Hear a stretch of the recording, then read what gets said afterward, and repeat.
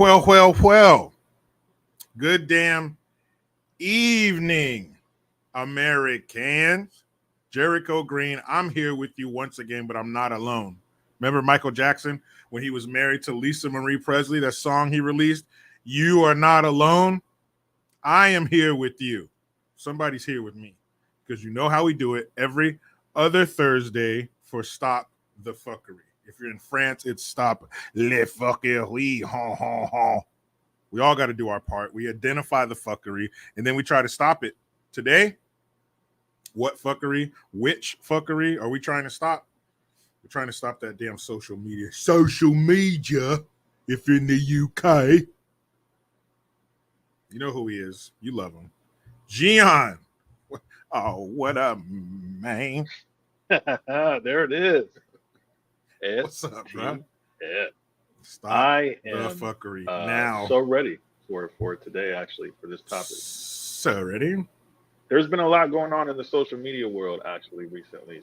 So, yeah, big time with one of the probably the biggest fish in the social media pond, Twitter, or the company formerly known as. So we might talk about that. That's a pretty big shakeup. Yeah, that's got. Go ahead, man. It was actually very unexpected. Like I don't use Twitter much at all, and I went on there and I said, "What the hell is this X?" See, I actually thought it was a bird. Still, it just looked like a X bird. You know, at first, I didn't know what I was looking at, and then I start going in and finding out some of the stuff that's going on, and I'm like, "That's different." We're definitely going to talk about that today. Yeah, it's known as X, and I don't know any. I really don't know any more than that. You know, I saw a couple pictures and stuff, a couple headlines, and I'm sure we'll get into it more here. But what I loved about that, no matter how you feel about Elon Musk, it made a bunch of people on the left upset, and I can get behind that, no matter who it is. People are like, "He changed it. It's not true anymore." I love it when they get mad. I love it when they get their feelings hurt. So fuck them all, and sounds good to me. Whatever Elon Musk did to change it. But I mean, you had to know he wasn't going to leave it the same name forever. You know, how many people, you know, that's just like a staple. And Twitter is, but it's not like that much of a staple. If it were to go away, it's not going to change the fabric of America. You know what I mean? It's not like you're taking over a mom and pop restaurant that's been in the neighborhood for 50 years and all of a sudden you change it. No, you probably leave it that way because it's woven itself into the community. It's a part of the community. But Twitter just seems so superficial. You know, social media just seems so superficial and unimportant. So, fuck That's Twitter, true. eh? Fuck Twitter. You're gone, fool.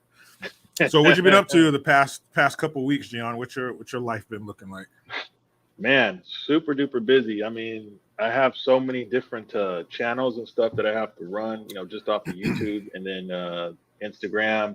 I pretty much just use as the promotion platform, but you know, keeping up with everything and trying to build everything is it keeps me busy. But so far so good. I mean, things have been good on my end, but you know, my GION channel has been dead recently, but only because I'm kind of scheduling things to be ahead. But I am going to get back on that. That and Facts Only is going to be super duper popping. I made some changes to Facts Only, and everything is going to look good. I mean, coming out of the summer, I'll tell you that. So yeah, I definitely, my spirits are high with everything. And as you can see, we did a little, not rebranding of our own, but a different design, you know, kicking in with Stop the Fuckery right now. So, you know, I spent some time just going over ideas and things with a lot of different stuff, so we can kind of improve and upgrade, you know, from what we have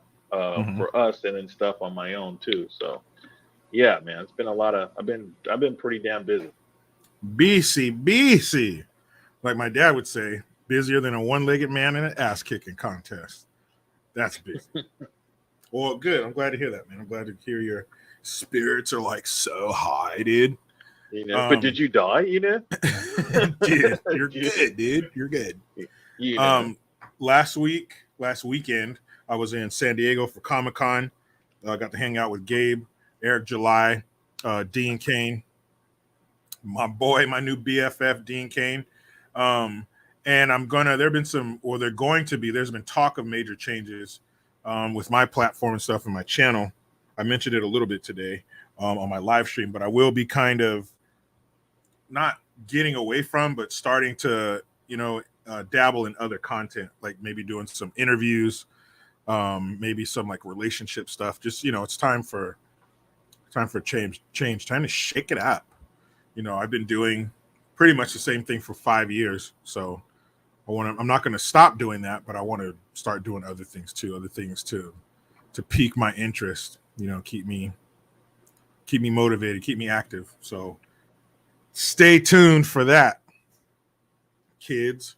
And as you see, Stop the Fuckery episode 11.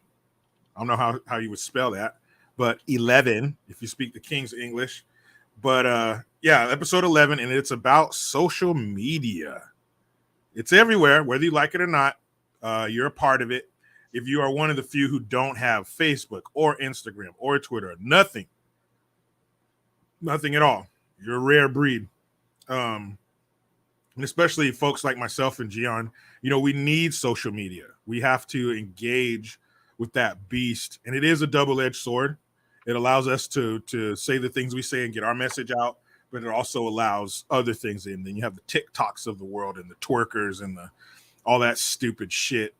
But one side of that blade is good, and so we try to be on that side. We try to combat all the nonsense. But even though I'm on social media, and I guess would you consider YouTube social media? That's more of a video platform, I guess. But if they were to take away, if all of a sudden somebody snapped their fingers and social media was gone and we go back to the days before social media, I wouldn't be really mad at that. Would it be a period of adjustment? Yeah, but I would gladly adjust to it, because before social media, you kept you kept most of your thoughts to yourself. There wasn't this audience of thousands, possibly millions of people who could potentially see what you think or see what you wrote. And there wasn't that thirst for the likes and all that kind of stuff. It was just different. Social media is good, but it's also, the good side is great, but the bad side is fucking horrible. Yeah. But we're going to talk about all sides today. I was gonna say it depends on what you use it for. Like when you're like doing like what we do, and whether we're putting out information and trying to let people, give people, like Oliver Mack. I can only imagine how busy he is, man, because he always, nonstop, he has stuff out. But like that takes time. It takes work. If you have family, if you have, it's like this stuff it's not easy to do, man. Takes a lot of time. So when you add on having social media on top of that, and I can only imagine the people that have like TikTok, Snapchat, Instagram, Twitter, all this, it's just so much, man. So yeah, you got to have a healthy balance of dealing with that.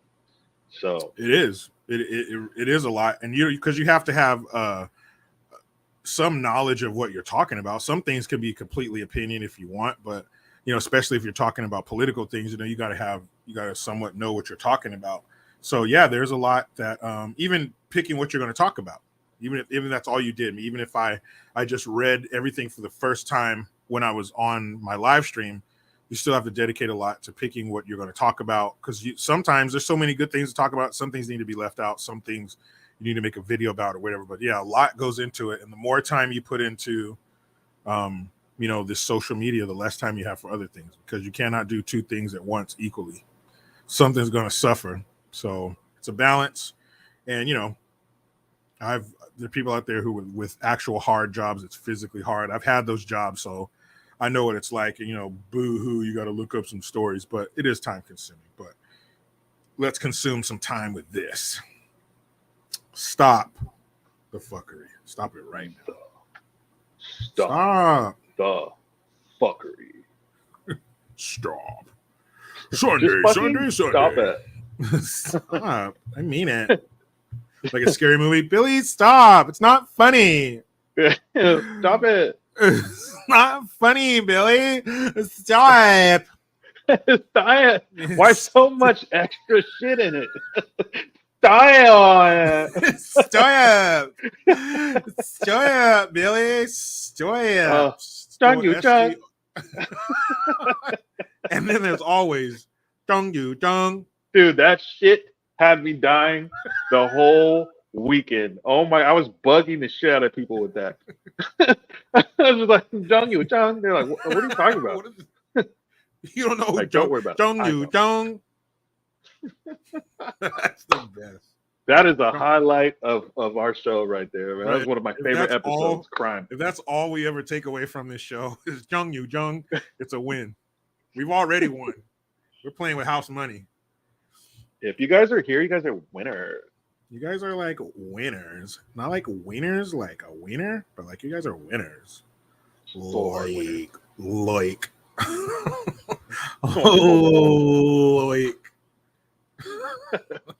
All right, guys, be excited. So of course we have Fuckery Fails, our Fuckery 5, and Make Me Laugh. But I added a poll to make me laugh because we want to give people more opportunity to win prizes. Yay! No, I'm just kidding. No, but merch.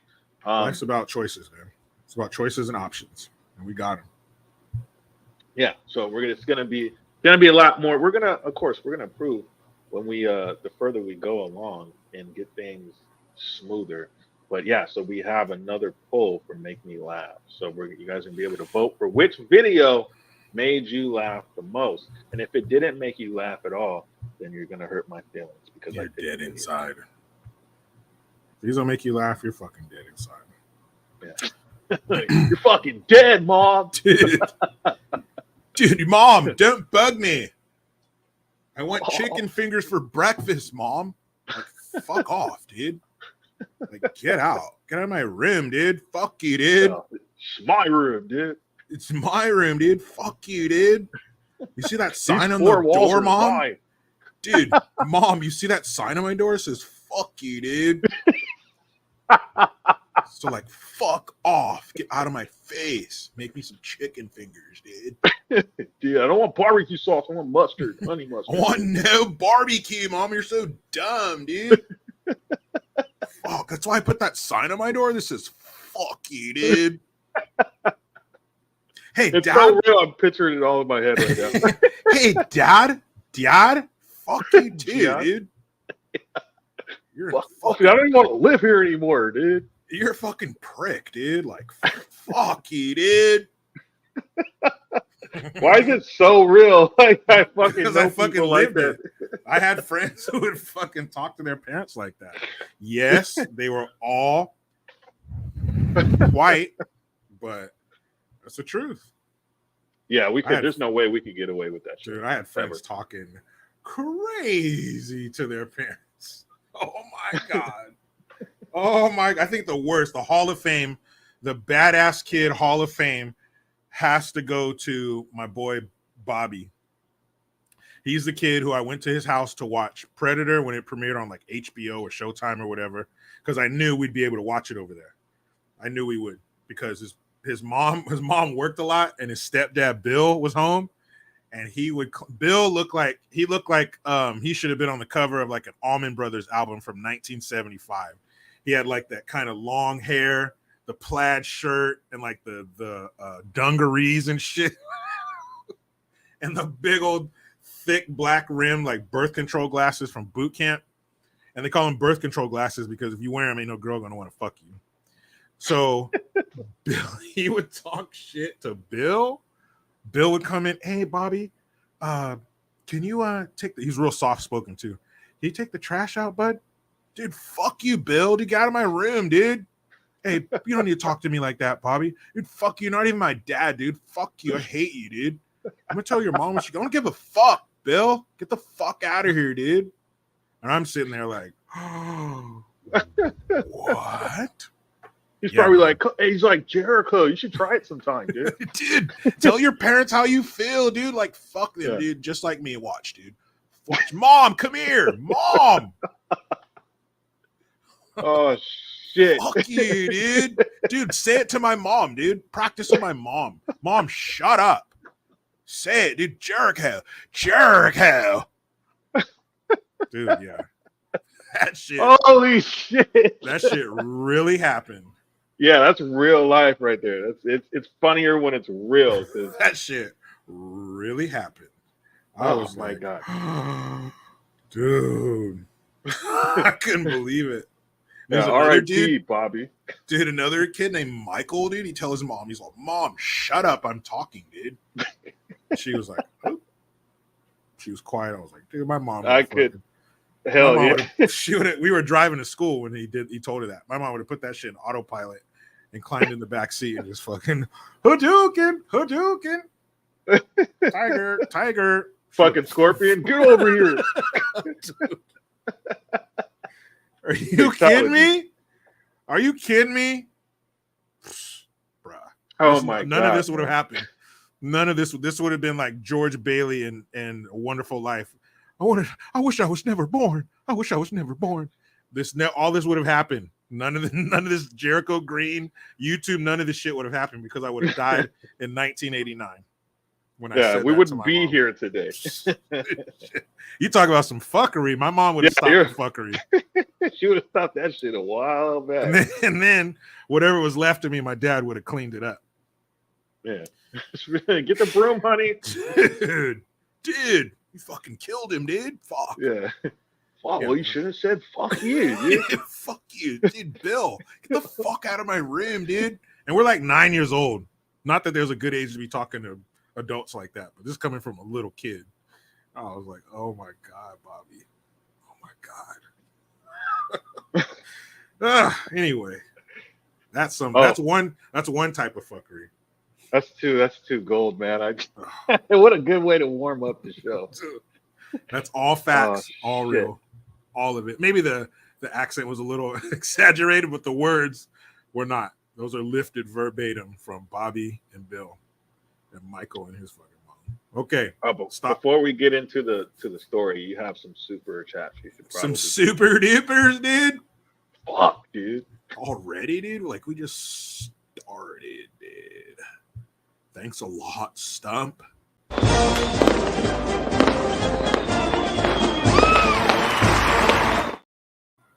Real quick, you guys want to hear something fucked up? So we used to play. I used to go to school with this dude. And we played Pot Warner football together, and he was like 5'5", 5 feet tall, 5 feet wide, and that was his nickname was Stump. That's what we all called him. I don't even know his real name. Everybody called him Stump or Stumper. Little Mexican dude, we went to school in Castroville. He was like, Stumper, hey, full Stumper, hey, come here, Stump. That was his fucking name. So that reminded me of that, of course. Jamie, thank you very much.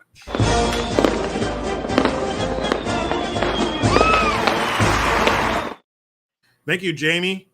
Is Jung Yu Jung equivalent to saying what the hell? You guys got me saying that now. LOL, that's my favorite episode 8. What is Jung Yu Jung? It's a name. It's I don't know. You can use it however you want. You stub your toe, whatever. Jung Yu Jung. You just use it wherever you can. Man. I don't know what the fuck it is. I second that. Like Jung Yu Jung is whatever the hell you want it to be at this point, because I've been saying that for the past week and I've been driving people fucking nuts. So like, yeah, it's you're the creator, man. You use it how you want to. Yeah, there's however it comes out, that's how it's to be used. We were there when Jung Yu Jung was created. You could say we're the creators. We're the Dr. Frankensteins of Jung Yu Jung, and we can't tell you what it is. So it could be a doorbell, you know what I mean? Like, yeah, I don't know. You're doing something. You just sat down to take a shit, and the doorbell rings. Jung Yu Jung. Or you ordered some food, it arrives. Jung Yu Jung. It just whatever. I say next time, Jamie. Next time you're with, your significant other, and you reach that point, Jung Yu Jung, yell that shit out. See what it does. Yeah, you're like, oh, Jung Yu Jung, Jung Yu Jung. Whatever, man. Oh shit! It is. You will no longer have a partner after that. I'm breaking up with you. Or it'll bring you closer, and you'll know that's the one. Yeah. I've been waiting my whole life for someone to tell me that. Especially if you guys say it at the same time and you didn't plan it. Then you get down on one knee and make it official. Right there. Right then and there. Oh shit! Yeah, right. That is probably my favorite episode too, though. By the way, I think that shit was gold. Oh man. Oh, I don't even know what it is, man. It just is. Yeah. So, all right, all you Jung Yu Jungs, here we go. Now, people got upset about this. You saw how upset they got when Elon Musk, or they got upset, the left, those people, got pissed off when an African-American acquired Twitter. I figure they see that as a win. See an African-American acquiring one of the most successful, certainly probably the most successful company in the social media landscape. I figured they would have celebrated. I figure all the people of color and the African-Americans on TV would have been joyous, but they weren't. So, of course, everything he does is going to piss them off, and I love it. So it says the renaming of Twitter ushers in a new ideological era at the app. So how's Twitter's X transition going? Glad you asked. As Elon Musk looks to reform the app and have us all sending X's instead of tweets, he's already commissioned a redesign of the Twitter headquarters in San Fran shithole, which is now dominated by the company's new black color scheme with pirate treasure like X's all over the walls, despite the new X logo apparently being an interim branding measure. So is it going to go to something else? It's his company. He can do what he wants. While he's also now taken back the @X handle, which till yesterday was held by a user. So I guess this is what it looks like now. Okay. Cool. Elon probably bought it from that user, right? Nope. The X team just took it. Apparently, the user had sought to sell it for $1 million. Then the X team took it back, as selling account handles is a violation of Twitter X rules. Well, why'd you break the rules? But they took someone's handle. Oh, you're a Nazi. So now, @X is the new home of Twitter, while it's also switched over various official handles to X-related names. So you got X business there. Yes, get better at X. Get better at business. Certainly has no ring to it whatsoever. So if you thought that maybe the Twitter brand would somehow live on and that you just keep referring to tweets and retweets, etc., maybe not, as Elon does indeed appear to be pushing ahead with a full transformation, which will eventually eradicate the Twitter name from existence. Elon has also reportedly now been given permission to replace the well-known Twitter sign on the office after a disagreement over permits halted its removal earlier this week, while the company is also now debating product naming methodology and process in line with the new identity. So yes, soon Twitter will fully transition to Elon's long-held X dream, which will have a big impact on the social media landscape and could change more than just the aesthetic identity of the app. With the shift to X, the app also takes on more of Elon's identity in alignment with his political and ideological perspective. At the same time, Musk also continues to weigh in on world events via his tweets, or X's. Just this week, the X owner has pushed COVID conspiracy theories, amplified misogynistic content from Andrew Tate, criticized perceived government censorship, and more. At the same time, he's also trying to win back more advertisers by resharing their ads to his 150 million followers, while X is also threatening to remove its new gold check marks from brands that don't keep up their regular ad spend. It's an unusual pitch, which is more of what X is about, enforcing selective rules around free speech. They put free speech in quotation marks, or parentheses, excuse me, because that's a bad thing. Free speech. Oh, why would you ever do anything under the guise of free speech? That means you're free to say stuff that makes my little pink weenie hurt. And usage, while also looking to keep brands spending in the app despite concerns around the former. It seems unlikely that the X rebrand is going to shift perception in this respect, and if anything, it could make things worse, with the new version of the app seemingly set to adopt an even more unapologetic approach to enforcing Musk's vision, which is really what this is. X is Elon Musk's version of free speech and equity. It mirrors his perspective and beliefs, be it inconsistent, reactive, outright wrong, etc. The new X app embodies all of this, which may well be the prompt that pushes more of those who don't agree away from the app. So you could totally tell this is some hating ass fucking left bitches. Andrew Hutchinson. Like you're talking about, they're basically saying he's making the business what he wants, and he's branding it his way, and it's following his ideology and his beliefs. It's his fucking business. If you look on the paper that says owner, it's going to say Elon Musk. Everybody's business reflects their beliefs and their ideology, if that's the kind of business you're in. If you're in the business of opinions and stuff like that, like Twitter, then yes. If you're selling, tennis shoes, you're probably going to keep your political and social views out of it. But this is the place for that. And there is free speech. How dare you let people say whatever they want? Like they can force the muscles in their face and in their throat to push out these words. People are going to be able to say words. Oh shit. Well, yeah. Free speech is not a bad thing. Free speech is not the beginning of the end. Free speech is not the tool of the Nazi that you like to call him. Free speech is actually the anti-Nazi. Because when you're a dictator, the last thing you want is dissent. The last thing you want is some TV station, some radio station, or some social media platform speaking against you, because dictators don't do opposing opinions. Dictators don't do, oh, what do you think? No, they don't do that. It's their way, or we're going to dig a ditch, and then everybody's getting one of those Nazi 9mm to the back of their fucking ear. So free speech is not bad, but you see how they worded it is free speech. Ugh. How dare you? How dare you allow whatever you want on the platform that you own?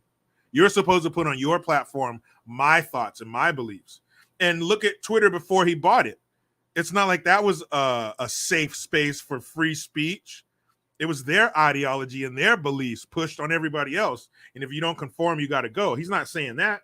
And that the businesses that they've taken the gold check marks from, it's because they're not keeping up their end of the bargain. They're not engaging in as much business as they were supposed to. So if you don't follow the rules, you got to go, right?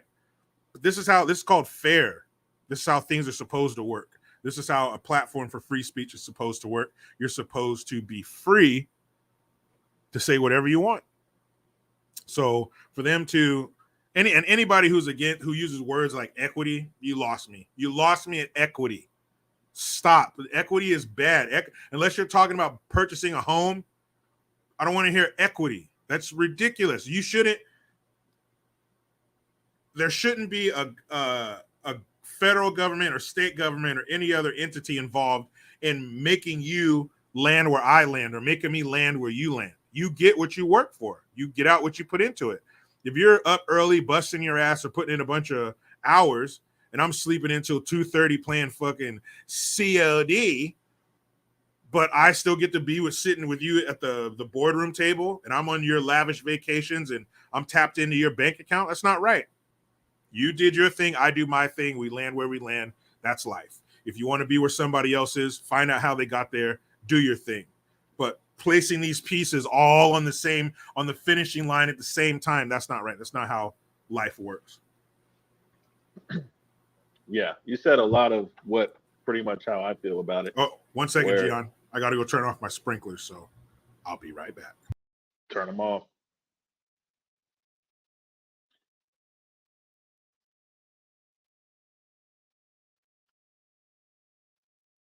Okay, all right, here we are. Yeah, so anyways, while he's gone for now, yeah, he pretty much said exactly how I feel about it. It is no longer a company that they can control. So anybody who's going against their, he said, tell us secrets.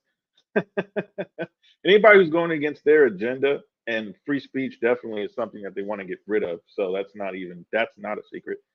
Elon Musk has pretty much changed their whole thing. It's almost like when Trump ran and he got elected. It was like a big old tree in the middle of the road for them.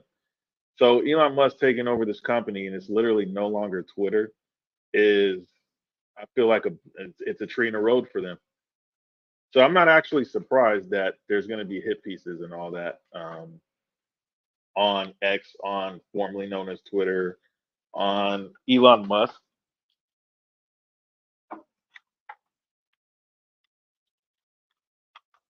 Sorry, my bad. Yeah, so I'm not surprised there's going to be hit pieces on. I mean, when are there not? Anybody they don't like, that's all they do. Everything is literally a hit piece.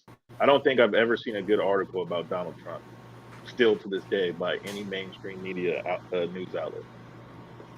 Thank you. Yeah, what was it? But did you drown? 93%. Huh? I said, did you drown? Yeah. Are They you Obama's chef? Nah, man, I'm good. That's why I'm still here. And believe me, if I'm going out on some paddleboard or something like that, I'm probably at least going to be tethered to it and have a life jacket on or something of that nature. Because he did put that tweet up, 2017 hashtag still can't swim. So, but anyway, I mean, it's whatever. Yeah. But yeah, I think it was at 93% of the news coverage on Trump when he was in office was negative. 93%, and that's got to be flip flop for old sloppy Joe. Oh yeah, It's got to be 7% negative, 93% positive, or 93% they don't say shit about that dumbass. Because I mean, if you need material or something to cover, man, where do you begin? Where do you begin? You want to start this week? You want to start last month at the beginning of his presidency? Take your pick. But it's just so much, and there'll always be new stuff. There'll always be something new. There will always be something he says or does where you're just like, and that's kind of like, that's my point. Is it's like anybody at this point, the mainstream media heightens. You should be the opposite. Anybody that they put up and say, oh, they're amazing, they're doing a good job, they're literally saying that about Joe Biden, as our eyes and our wallets can see. It's the opposite of what they're saying. So I say that about Elon Musk. I mean, I don't really trust the man, like that, but I'm just looking at what he's doing, what he's done, and how the reactions are to it. And the media is against it. That they don't, and literally in this article, I mean, they're saying like, he's pushing conspiracy theories and all. It's like, look, those are your opinions. Those aren't facts.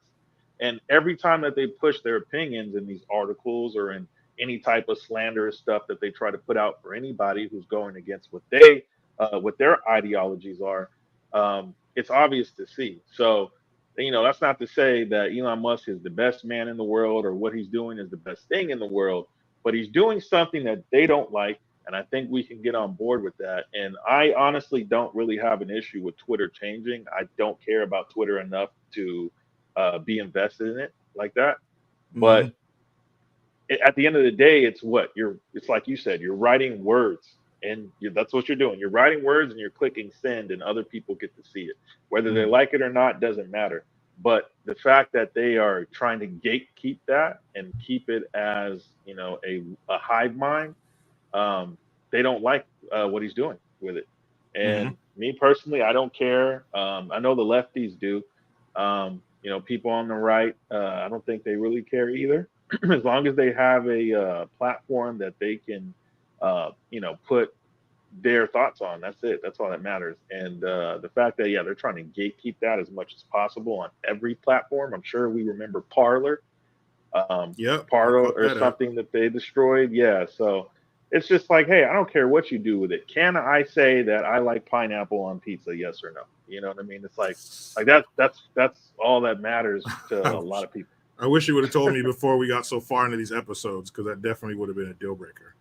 Pineapple. No, I don't. I mean, I don't care about pineapple on pizza. I'm just saying it's like that's something that people, like have an issue with, or it's such a big topic, and it's like, am I allowed to say that? Yes or no is the point.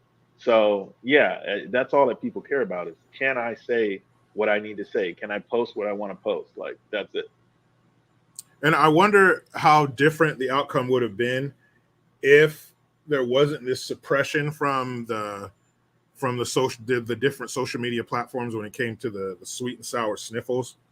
Like if the people were allowed to gather in those digital, town squares and voice their opinion and voice what they've learned and what they know to be true. I wonder how it would have ended, how different things might be if they were different at all, if that censorship wasn't there.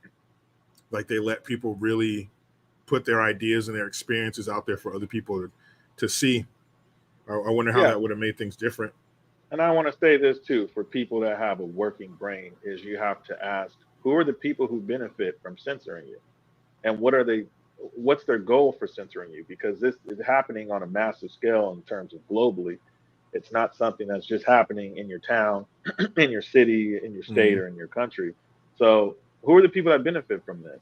And as you see, it's a widespread effort to do it. So when you see, someone like Elon Musk saying, we're not going to do that. Why are you so mad that he's saying that they're not going to do that? Who are the people that are so mad about that? Mm-hmm. And that's, I think, where people got to, like I said, it doesn't matter if you like Elon or you don't like Elon or whatever. That's not the point. The point is, who are the people that are so mad that you have the freedom to say what you want to say on whatever platform? That's where you start doing your digging as a individual, citizen journalist, if you want to call it that. Just like if you're a kid and you go somewhere and you're a year over the getting in free, 8-year-olds get in, kids, 0 to 8 get in free, and you're 9, and your parents say, "Hey, don't say nothing." Who benefits most from that? From telling you to be quiet? Your parents, because they're saving some money.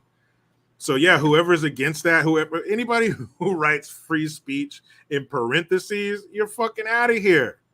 You're a commie.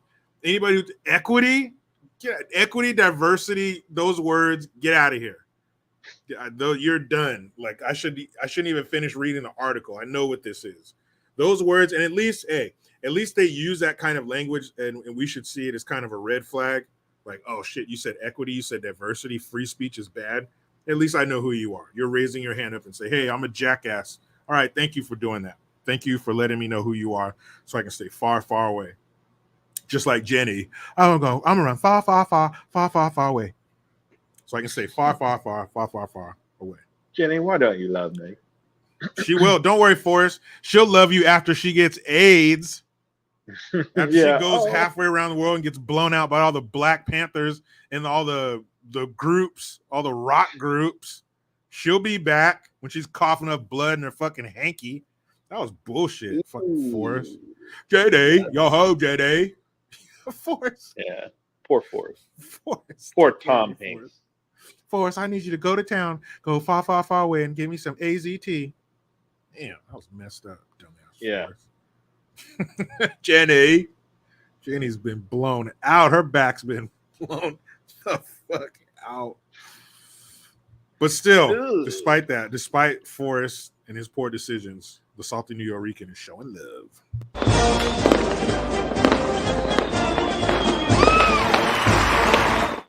Thank you for another Hamilton. I appreciate that. A return donator. She was here earlier. Thanks for coming back. Thanks for coming back around. Thanks for circling back. My man.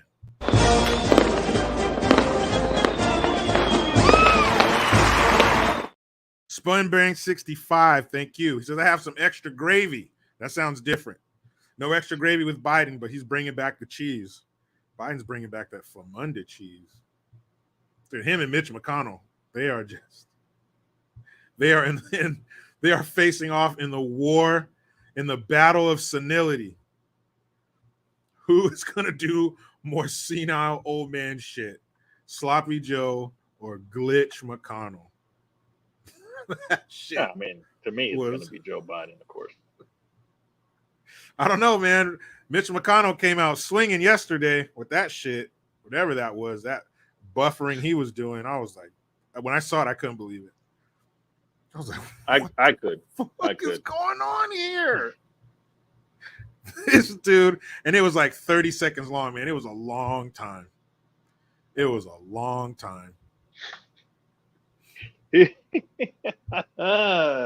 His whole brain was like, Dude.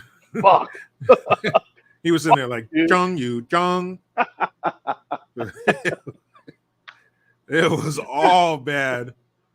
They Oh, made that shit. dun dun dun dun, that sound your Yeah. computer makes when you power that shit down. But Golly. But like not even like when you power it down, when you just pull the plug out and everything is he's just fucking there. Like, Dude, who took the plug away from this motherfucker? shit was hard to watch, man. It was sad. It really was a little sad to watch that poor old man sit there and just stroke the fuck out in front of everybody. That was crazy. Just Before we start this story, I want to point out something John said in the comments. He said, censorship is un-American. And I want to tell you, you are 100% correct. true. I'm going to tell you where to look. Look for the people who are not American. And you will find your answer as to why freedom of speech is being attacked. That's all. That's all, folks. But that's Yeah. true. Who would have a problem with freedom? With the freedom for everybody to say whatever they want? What's the problem? Me, I fucking hate it. I tell you what. But and Twitter, that's not something. It's not like something you have to have. Just if you don't like it, stay off of it. Don't listen. Don't read it. Don't even have the app. Don't even put the app on your phone or your computer. That way you won't even accidentally get shit from Twitter. I don't know, man. Imagine being that fucking like opposed to free speech, like where you're just like, oh, please, I don't want any app on my phone because I swear to God, I see stuff people say and it hurts my soul. I swear to God. I swear so hard right now. If I swear like any harder, I'm gonna shat. I'm gonna shit on myself. I'm gonna shit myself. I'm not gonna be able to make it to the toilet. I am the toilet. Like I like purposely won't even try to go. I'll like sit here right now and like shop. Oh shit! Like everywhere. that's what Mitch McConnell looked like. He looked like a toddler who was shitting their diaper. Like you ask, "Are you going to poop?" And they're just like, "No." Yeah. However he talks. The motherfucker looks like he looks like what's that dude's name from fucking the disguise? Oh, Dana Carvey. Dana Carvey. He looks like him when he was the turtle, bro. Turtle. Oh, like Master of the Sky, Dana Carvey. Yeah. And then they said, "Are you totally able to do your job?" Oh, yeah, fine. Yeah, he didn't understand the question. He was just like, your brain is fucking fatigued. You need to take some time off. You need to ask Fetterman where he went. Dog, I know the nice people. You need to take a break, Mitch. Glitch. Oh, I hope so bad that a reporter calls him Glitch McConnell on accident. Please, Santa, if you're listening, Santa, that's what I want. For Christmas. For Christmas, early.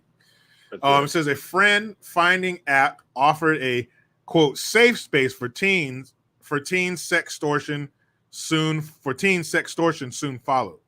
Wiz, an app that offers to connect young people of similar ages, has spurred its own niche of internet content, but child safety watchdogs warn that has led to sextortion. A Tinder-like app popular among teenagers and young adults has allegedly been used to extort users by tricking them into sending sexually explicit photos, a problem that internet safety watchdog says is indicative of the challenges of keeping your young people safe on social media. The app Wiz allows users to scroll through profiles that show a person's picture, first name, age, state, and zodiac sign. Wiz advertises the app as a quote safe space to meet new friends and allows users as young as 13 to join and connect with users of similar age. Its basic functionality resembles popular dating apps.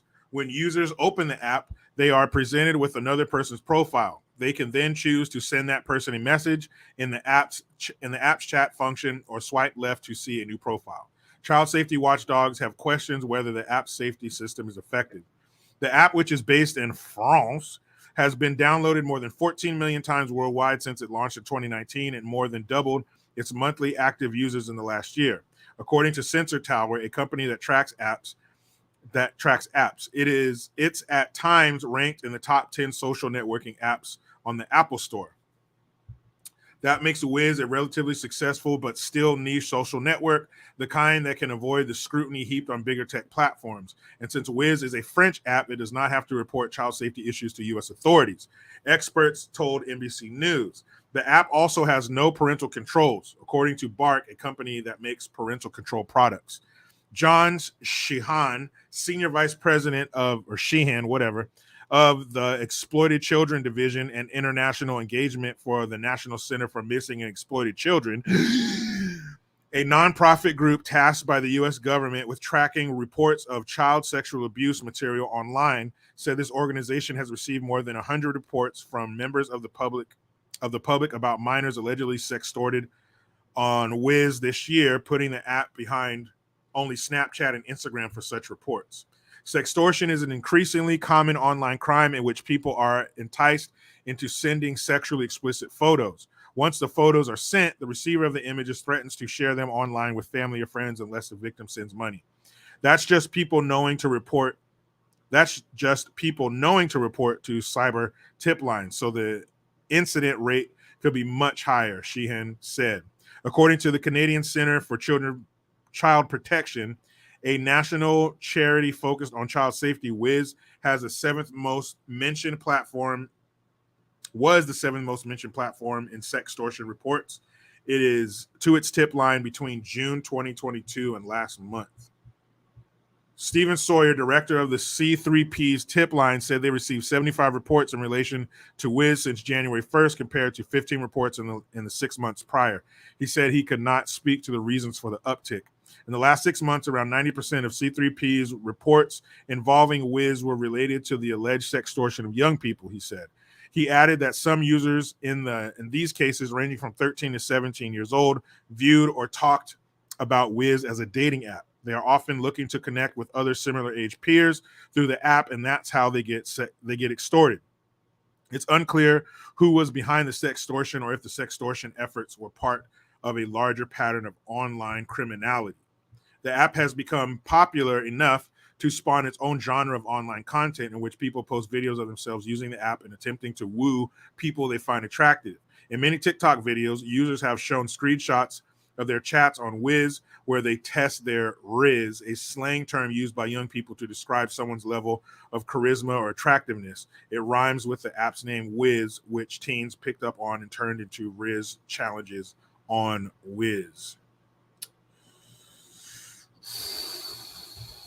So basically, this is a dating app for teenagers.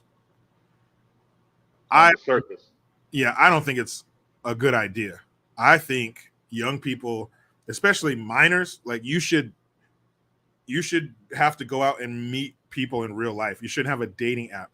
And of course, some young person is going to send a fucking nude to somebody who they think could potentially like them, especially a young boy, a teenage boy. A girl's going to ask for a dick pic. The moment he starts talking to that girl, his upstairs brain is shut down. Lights are out. You ever been to somebody's house and all the lights are out? You're like, damn, nobody's here. That's what it's like. All activity, all brain activity is shut down. Of course, these kids are going to fucking do that. Of course, they're going to be afraid when they get threatened because they think their parents, oh my God, they're going to be so mad. They're not going to love me. Of course. Why was this even created? Why was this even made up? Of course, this is going to happen. Of course, kids are going to get extorted. Are you kidding me? That has to be the dumbest portion of our population are teenagers. And you throw a girl in the mix? You know what kind of stupid shit we do as teenagers for a girl? And this girl, not only is she a girl, she's into you. Yeah, you about to do the dumbest shit humanly possible in record time. Hell yeah, you're going to send a fucking dick pic or this girl or some kind of pose or whatever she asked for. You're not even in control.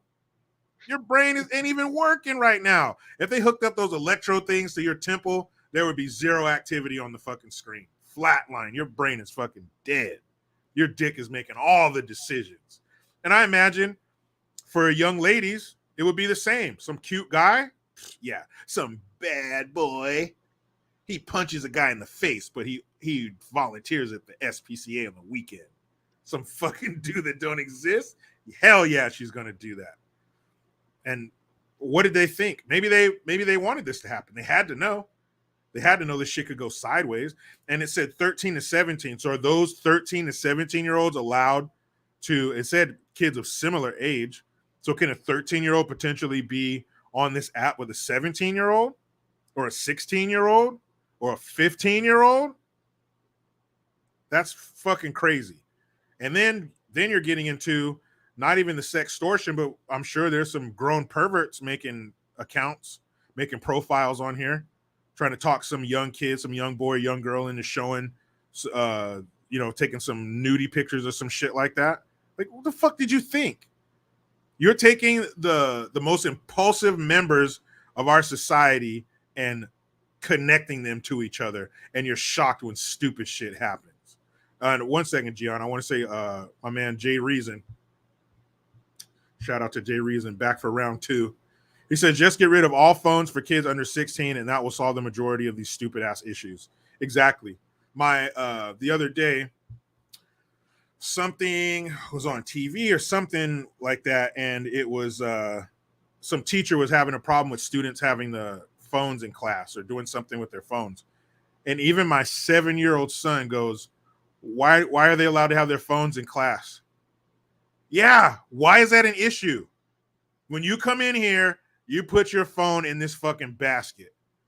And at the end of the day, at the end of class, you'll get your phone back. Or don't bring your phone to school. If you bring your phone to school, have them sign a contract. If you bring your phone to school, we had to do that with my son's baseball team and shit. If you bring it to school, it's ours until the end of the year. We all remember having shit taken from us and get it back at the end of the year. That's just how it was. The principal had a fucking file cabinet full of shit that you weren't supposed to have at school, and you got it back at the end of the year if you even remembered. They shouldn't be allowed at school, period. Why do I need to text my mom?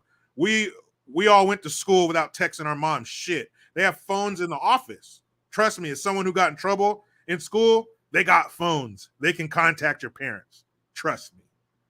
No phones at school, period.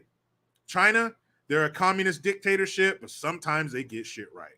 And shutting off minors' social media apps at 9 o'clock at night totally makes sense. Why not?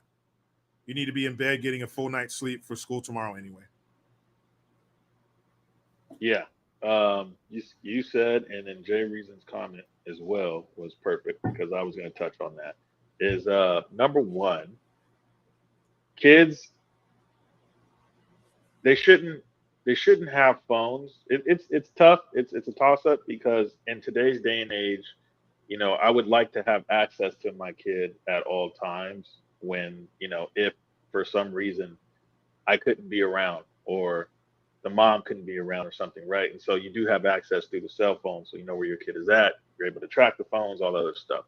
So there's benefit to your child having a phone, but there's also that issue as well, is that there's too much access to things that are detrimental to us, but kids, obviously.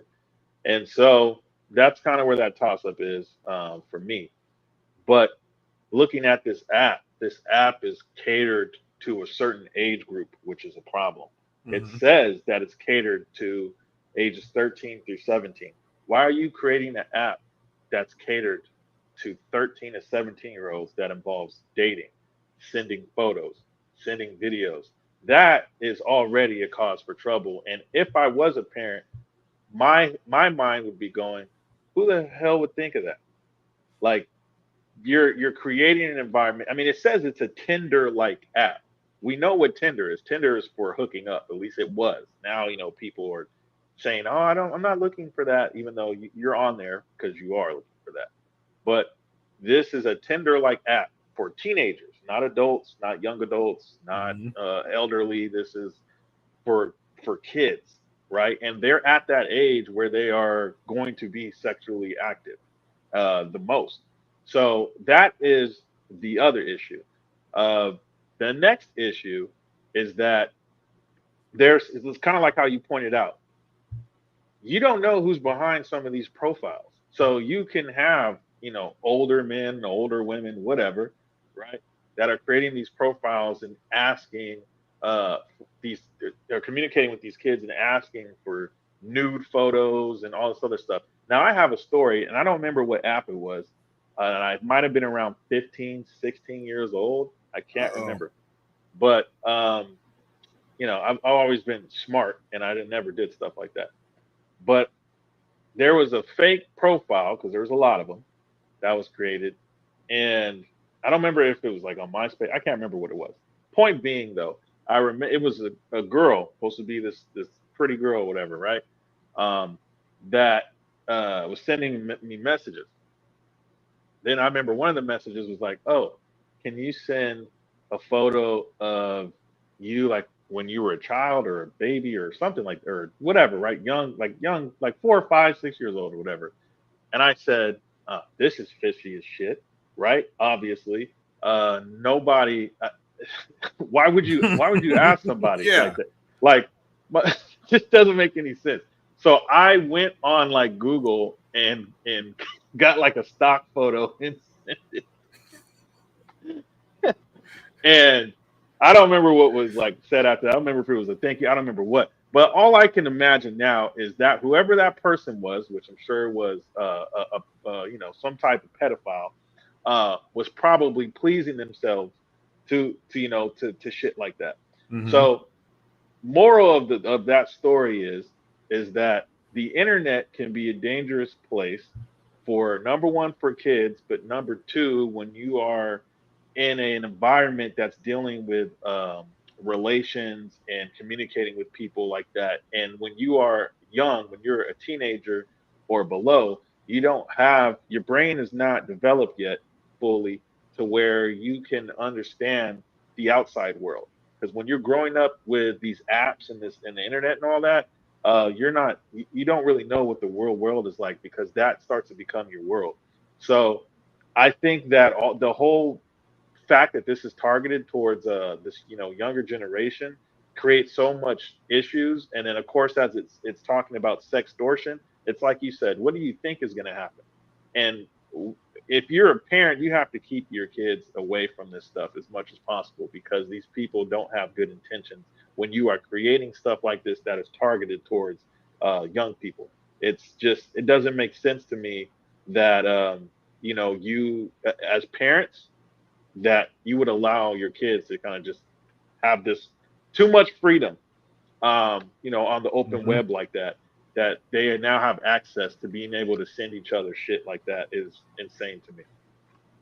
Yeah, and the one of the saddest parts is the kids who, and this could be more than just extortion. It depends on how some kids take it. Some kids could see it as, oh, if my parents find out, what if they come from a very strict household? And what if my parents find out one of these kids does something, the final solution to themselves, because they think that their parents will look down on them or think of them differently, or whatever. Like, these kids, they don't understand the love that a parent has for them, that if you would just come to me and tell me this happened, yeah, I'm going to be upset with you. And I might be like, you dumbass, what are you thinking? But that's it. I'm not like, so what? And if your parents know, you're kind of taking the sting out of this extortion, because my parents know they're not super pissed. So I'm not going to give you money. And that's the end of it. But the kids who don't, this could turn into be something really bad. Some kid could really think my parents are going to disown me or something and do something to themselves, all because of this stupid fucking app that shouldn't exist in the first place. Like, what? You're taking the parents out of it, because when you meet somebody and you're that young, if you want to go hang out with them or something, your parents got to be involved. They got to take you there. They got to know where you're going. That your parents are involved in some way. Even if you go like to your friend's house and meet up with them, your parents still know you're going to be over here. You're going to be with this person. But if you completely remove the parent and they don't know what's going on, that's a breeding ground for some real fucked up shit for these kids to deal with. And of course, leave it to the French. I want to shout out to Elite Services 98402. He says, keep up with the hard work and your shorts are funny and raw. Yeah, I'm gonna do some more shorts, man. Shorts are fun because I can just boom, get in, get out, hit them with the whatever and be gone. I will be doing some more of those. Thank you, man. I appreciate that. But you know, what do you expect? You know, basically what I'm trying to say is the internet's bad. Okay, don't do that. Internet's bad. Just stay off of it, kids. But I wouldn't be mad at, you know, no social media for anyone under 18, no phones at school. There's generations upon generations of kids who went through school without a phone, and they're fine. They're totally fine. Though they can do without their phones for 8 hours. I think so. We hope so. Yeah, I mean, come on. But we do have somebody who was very generous with one of the coolest names I've ever heard in my life.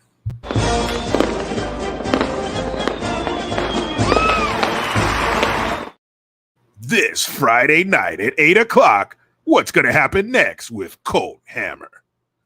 Like, you're either a sportscaster, sports this Thursday with Colt Hammer, or it's an action show, or you're a porn star. One of the three. Either way, that's a cool fucking name, Colt Hammer. Thank you for the Hamilton.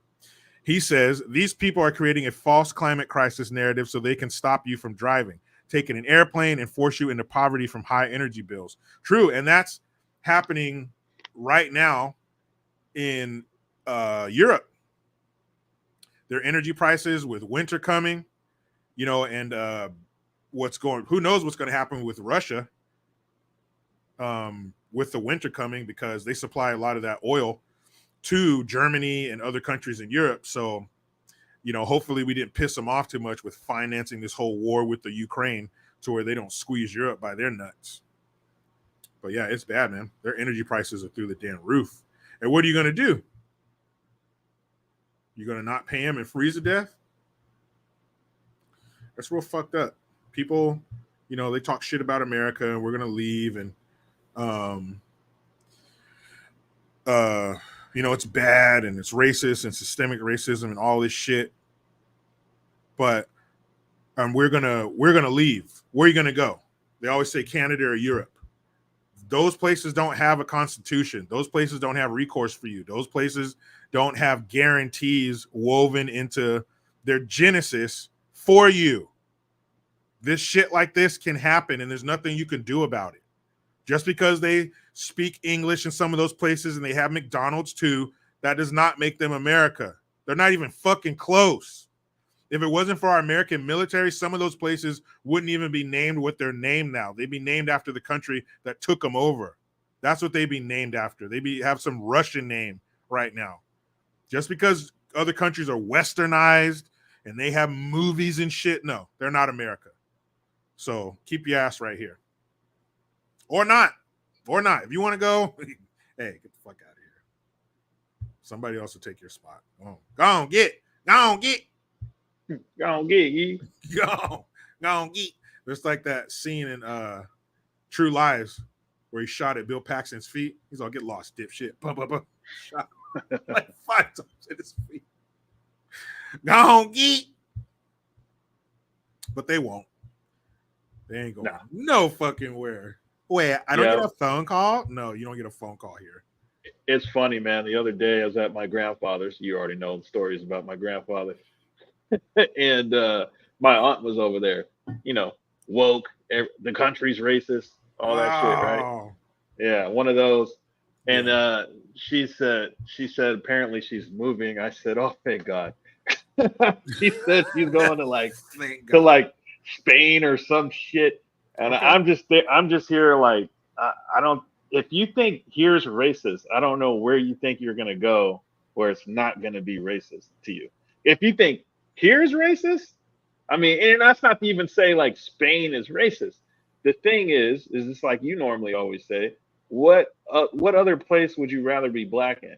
So if you can't make it here and you're complaining about everything here, then wherever you go, I mean, you're not going to be safe because you're always going to be different if that's what you claim. You know what I mean? That you are. So I just laughed and I just said, "Wow, you've been alive for like 62 years and you're still." Right? I mean, tell her don't go to any soccer games, because if you have a problem with racism, don't go to them soccer games when they're playing Angola or some shit, because you're gonna hear some songs you've never heard before. But that shit wouldn't fly. You couldn't do that here. You could not go to a major sporting event and start singing some nigger song to the black team. Right? What? Is that for a nigga right there? Are you being a real nigga? On the count of 3, we're all gonna start singing that nigga song. No, you're not. Oh, it's just the what? The blood anthem, right? Is that what that is? They All right. don't. Those songs don't even exist in our sporting events. They don't exist. Over there, they do. Yep. And again, you don't have a constitution. You don't have a set of guaranteed inalienable rights. They do not exist. You experience racism, and not only on a personal level, but in a business setting. You're discriminated against. Who are you going to tell? Who? Over here, you got a phone book full of lawyers. What? You did what? Hey, yep. Crump to the rescue. You got all kinds of them. Over there, you ain't got shit. All you're going to do is sit there and cry and think about how you can't plug anything in because you didn't bring an adapter, and you miss America. That's all you're going to fucking do over there. Yep. Look at Brittany Griner. You know, she's I'm different now. You know, I look at everything different. Yeah, but yeah. Look at that fucking lesbian giraffe. She came back from the comrades like, America. You damn right, dumb bitch. What you get? A teachers union says it's fed up with social media's impact on students. Well, teachers union, where you been? Where were you during the sweet and sour sniffles? Anyway, the nation's second largest teachers union said Thursday it was losing patience with social media apps that it says are contributing to the mental health problems and misbehavior in classrooms nationwide, draining time and money from teachers and school systems. The American Federation of Teachers issued a report with several other organizations warning that tech companies should rein in their apps. I don't know what that means. Before Congress forces them to do so. The Federation has 1.7 million members. The report comes at a time of heightened concern about the impact of social media on children and teenagers. In May, the U.S. Surgeon General warned that social media use is a main contributor to the depression, anxiety, and other mental health problems in more than 100 school districts. And government entities have sued the companies behind apps such as TikTok and Instagram because of the associated problems. Congress is also considering a crackdown, with several bills introduced this year to regulate social media use, including a proposal to ban children under 13 from social media entirely. Federation President Randy Weingarten said in an interview that with NBC News that teachers' jobs are now much more difficult because of social media apps. When a young person becomes despondent because they've been sent all sorts of images about body weight, and that young adolescent brings that to school. There is a challenge in terms of well-being and behavior in the classroom, and a teacher doesn't have at the ready a counselor or a social worker that they can go to, Weingarten said. The teacher is supposed to be teaching the class. The report does not single out a specific social media app. Instead, it makes a series of recommendations that the Federation says all companies should adopt, including stopping phone notifications during the school day, eliminating the autoplay of videos and infinite scrolling of feeds, and allowing students the choice to turn off or reset recommendation algorithms. You mean like China does? China, it also limits the time they can scroll too, or how far they can scroll. We really tried to come up with things that they could do immediately, said Weingarten, a top ally of the Biden White House. Oh, there you go. The report is the first of its kind from the Federation, though it has been outspoken social media's impact outspoken about social media's impact on children, supporting an unsuccessful shareholder resolution at Meta's annual meeting last year. Internal researchers at Instagram repeatedly found in recent years that the app is harmful to a sizable percentage of young users, especially teenage girls. The Wall Street Journal reported in 2021, citing documents leaked by company whistleblowers Francis Haugen, whoever. Since then, Instagram and its parent company, Meta, have announced a series of changes, including age verification for Instagram, increased parental supervision on the app, Messenger, and a plan for parent-managed accounts for children 10 to 12. It shouldn't even be available for them. TikTok CEO Zhu Chu was grilled on the subject of teen mental health by both Republican and Democrat lawmakers during the congressional testimony in March. But tech companies have pushed back against the harshest of the criticism, noting that the science hasn't made a direct causal link between the rise of social media and the decline in youth mental health. May's Surgeon General advisory struck a somewhat balanced note, saying that the social media had both positive and negative effects and that more research was needed. A Pew Research survey last year found a complicated relationship between teenagers and social media. Asked to describe social media's effect on them personally, 32% said it had been mostly positive and 9% said it was mostly negative. But asked to describe its effect on people their age, the result flipped. 24% said mostly positive, 32%, and 32% mostly negative. So yeah, that's proof that kids say what the fuck they think is in their best interest. Oh no, it doesn't bother me. Does it bother your friends? Oh yeah, but me no. Which is basically what that said. I don't see a need for social media for kids that young. Like it's saying that, oh, more parental controls for kids 10 to 12. Why are they on social media? It ultimately falls on the parent. I was a perfect example of that. Believe it or not, guys, I was a bit gregarious. I was a class clown, and I didn't mind getting detentions. I didn't mind going to the counselor's office. I can't remember what we called them in high school. I didn't mind that because detention, I got to stay after school and pick up trash. I don't give a shit. But one day, Mr. Martin said, you know, I think I'm going to call your parents. Hey, babe, Mr. Martin, it's me, Jericho Green. What do you mean? Come here. Come here. Quit being silly. We don't have to do that. Let's negotiate. Because there was hell to pay at home if I got in trouble. If the parents aren't going to back this shit up, you can have all the parental controls you want. If the parents are not going to use them, I could put 28 locks on my front door. And if I don't lock one of them, somebody can just walk in here. Like, what are you talking about? Parental controls. The parents ain't doing it. If these kids are on this shit that much, the parents aren't doing what they're supposed to do. My daughter doesn't have a phone. Is it inconvenient? Yeah. You know, if we want to get in touch with her, we got to text one of her friends that has a phone or text the parent, whatever, a minor inconvenience. But she doesn't need to be on this shit. My daughter's 11 and a half, going on 12 years old. Ladies, you know what that was like. You know how girls can be to each other. And now she can't just escape that and leave it at school. Now it's going to come home with her. Now it's in her pocket. It's in her room with her. It's on her mind all the time. Every time her phone buzzes, she's worried about some shit.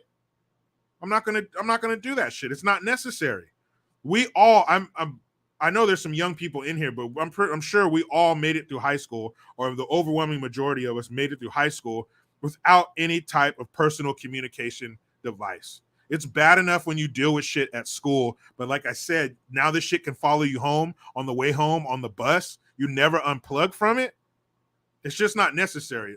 Kids that young have no use for it. It's all it is to communicate with each other. Big fucking deal.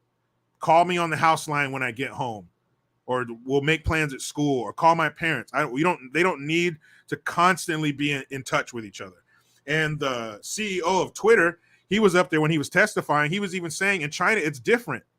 The version of the app that I created is different in my home country because the People's Republic of China don't put up with that shit. They limit the scrolling. They turn it off after a certain time if you're under 16. And it's a slippery slope because America, we are steeped in freedom. That's what we're about. You don't tell me what to do. I'm free to do what I want. The Constitution says you could kiss my ass. Like Della Reese said, kiss my entire ass. But there got to be some give and take here because, man, this shit is crazy. And shame on the parents who allow their kids to constantly. It's like that. What was it? Was it Batman and Robin or Batman Forever? I think it was Batman Forever, where it was Two-Face and the Riddler. And the Riddler, well, before he was the Riddler, when he was a scientist, he had that machine, and when he plugged it in, it would shoot brainwaves right into your forehead. That's basically what's happening to these kids. And if you have the parents allowing them kids to be on, like their kids to be on this shit and to deal with those problems, the teacher ain't equipped for that. They don't have the time. They don't have the time for that shit. They got to be teaching the class, not dealing with your kids' emotional issues because you won't make them unplug from their stupid cell phone. So that shit is crazy. And B Mick K says, "How old are you, Jericho? Like 38? Nope, I am 42, going on 43. What say you, Gion?" Let's just say I'm 38. just to do it. You know what I mean? Well, a lot of good points. A lot of good points made. And one thing I feel like this could be headed is if you want to use the term censorship, you can, but if you want to use false flag, I guess you can. There's a lot of ways you could put it, but if they create a scenario where it's, oh, I'm concerned about the kids and the social media is doing this to them and that to them, we got to do something about it. Mm-hmm. Well, that gives them an opening to then start doing certain things that we don't want them to do with our social media. So, it once 2020 happened, it was you can't say anything about it. You can't. We're going to put this on there, and you can't say anything about the injections and all this other stuff, right? So Mm-hmm. if they can create a scenario where they're saying our kids are being affected by, and that's not to say it's not true, it is, but we don't have control over the filth and stuff that's on there that would be causing this stuff. We don't have control over the half naked women, and we don't have control over the violence that they may, see and all the stuff that we see, right? Um, that if they can create that scenario, then that gives them an opening to do certain things to our social media apps and platforms that we don't want them to do. And I just think that's a possibility. Like that could be a direction that it goes, and that's not good because unfortunately, social media is a way for us to communicate with each other. We're doing it right now, on a platform. So if they start changing things because we got to think about the kids and kids are affected by this and that, through a narrative, then there goes our ability to do just that. So that is a concern of mine by looking at that article. um, but other than that, I mean, I think that the message is still real, that yes, kids do get affected by that, by all the stuff that is on their cell phones, stuff that is on their computers and all that. So yeah, I think as a parent, it is your job to limit. Andrew Tate said this actually. I mean, something I've heard before, but just when I heard him say it again, it was just like, yeah, where he said when you limit your exposure to things, it allows you to appreciate it, more. So, for an example, if you're on your computer all the time, then you don't know what it's like to not be on it. You don't know what it's like to not use it, to not have it. When you're on your phone, same thing. So when you have access to your phone all the time, you don't even realize how much you're probably even on your phone. Mm-hmm. So you have to limit your exposure to that, and I think that is something that we have to start incorporating back into our lives, so we can actually get out there in the real world. We wouldn't be so depressed and so distracted and disturbed by things if we actually just, you know, are out there in the world, um, and stop allowing the internet to become our world, because that's what is happening with a lot of people. So when they see people post stuff, right, they get depressed. How come I'm not traveling? How come I'm not doing this and all that? Yeah, that has an effect on teenagers that are supposed to be in school learning and getting an education. Absolutely. Because they're too worried about somebody making stupid ass faces on TikTok getting paid $3,000, $5,000 a damn post. So Yeah. yeah, it's stuff like that happens, and it causes issues, and it's not shocking to me. Yeah, we have. I know somebody whose their daughter is on social media, and she's talking about things that she doesn't understand. You can tell she's just parroting what she hears. And some of my friends are pansexual. They don't even know what that means. You have no idea what that means. Is that even a real thing? Adults don't even understand what the fuck that means. Any adult that says they're pansexual is usually nuttier than squirrel shit. So you're talking about a child? They don't fucking know. These polls that come out, well, 20% of Gen Z or Gen whatever, Gen Y or whoever the hell are trans or alphabet soup group. That's not possible. That's bullshit. But when you do these polls and you give these kids these you ask them these questions, they're going to say what they think they're supposed to say. They're going to say what they think is cool. They're going to say what they think social media told them is cool.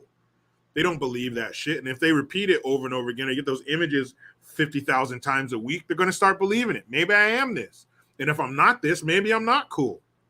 Maybe it is cool to be a fucking weirdo. Maybe it's cool to be trans. And they're getting into waters that are too deep for them, that they're not prepared to deal with. But they're still being presented with these adult situations that they're not prepared for. And some adults aren't prepared for it. But a fucking child, come on. This is definitely the downside to social media. For sure. Like I wouldn't be mad if they said no social media at all under 18, period. That's it. Don't even think about TikTok, none of that bullshit. Snapchat's probably the worst because the shit disappears. Who thought up that deviant shit? It disappears? No evidence? That's weird. That's fucking weird. So, man, those poor damn kids. Dealing with shit we had our shit to deal with, but imagine that and this. That is wild. Yeah. These kids are, I don't want that son of a bitch. In for a treat. Bruh.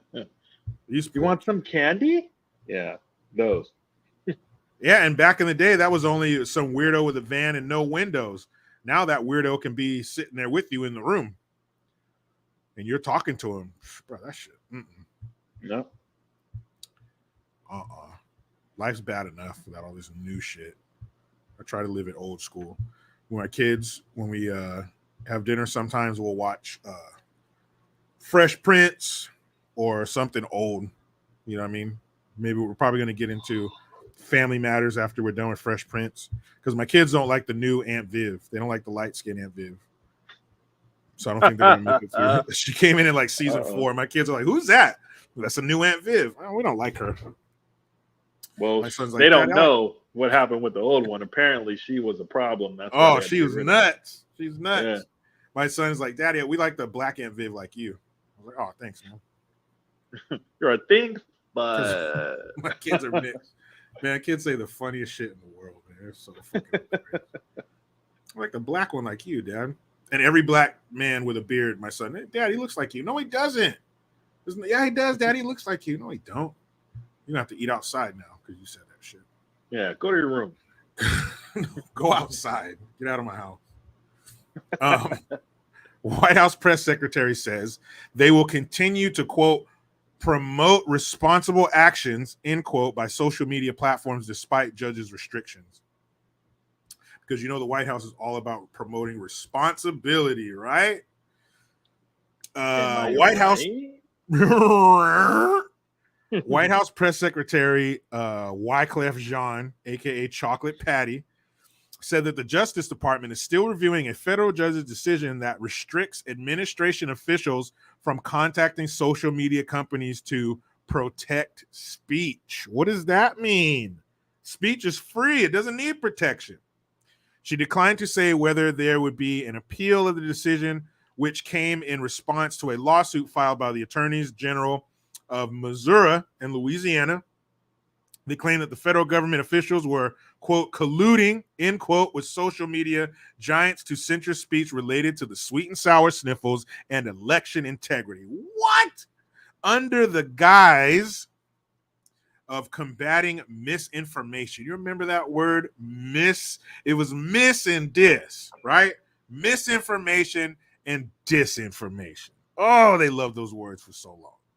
We're going to continue to promote responsible actions to protect public health, safety, and security when confronting challenges like a deadly pandemic and foreign attacks on our election. Shut up, bitch.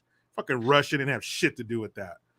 We do disagree with the decision, but the DOJ will come up with their own options. Basically, the judge made their ruling, but fuck that. We're going to find a way around it. In a preliminary injunction, U.S. District Judge Terry A. Dowdy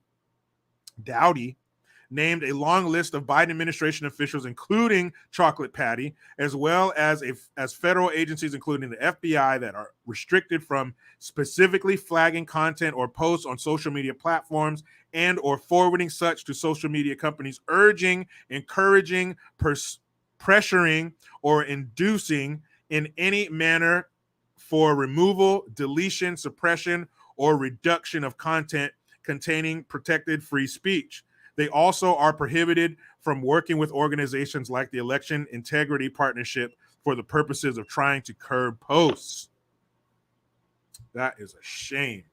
Dowdy did make exceptions for administration officials to inform social media companies about posts that involved criminal activity, national security threats, and criminal efforts to suppress voting or provide illegal campaign contributions, of cyber attacks against election infrastructure, for foreign attempts to influence elections. They also can inform social media companies of threats that threaten the public safety or security of the United States. Well, I believe we should all report that, right? Some dude's like, yeah, I'm going to fucking go blow something up or anything like that, or I'm going to go destroy this, whatever. Yeah, we should probably alert people. Anybody should do it. They're not special. In his ruling, he wrote, during the COVID-19 pandemic, a period perhaps best characterized by widespread doubt and uncertainty, the United States government seems to have assumed a role similar to an Orwellian ministry of truth. Remember that speech he gave with the black background and the red lights? I look very V for Vendetta. He added that the plaintiffs have represented substantial evidence in support of their claims that they were the victims of a far-reaching and widespread censorship campaign. Dowdy was nominated to the bench by Trump. Oh, no! He has Cheeto dust on him. No! Not Trump.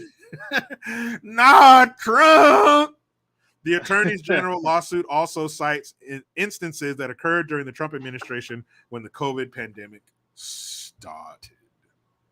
Now, don't matter what side of the aisle you're on, you know that's true.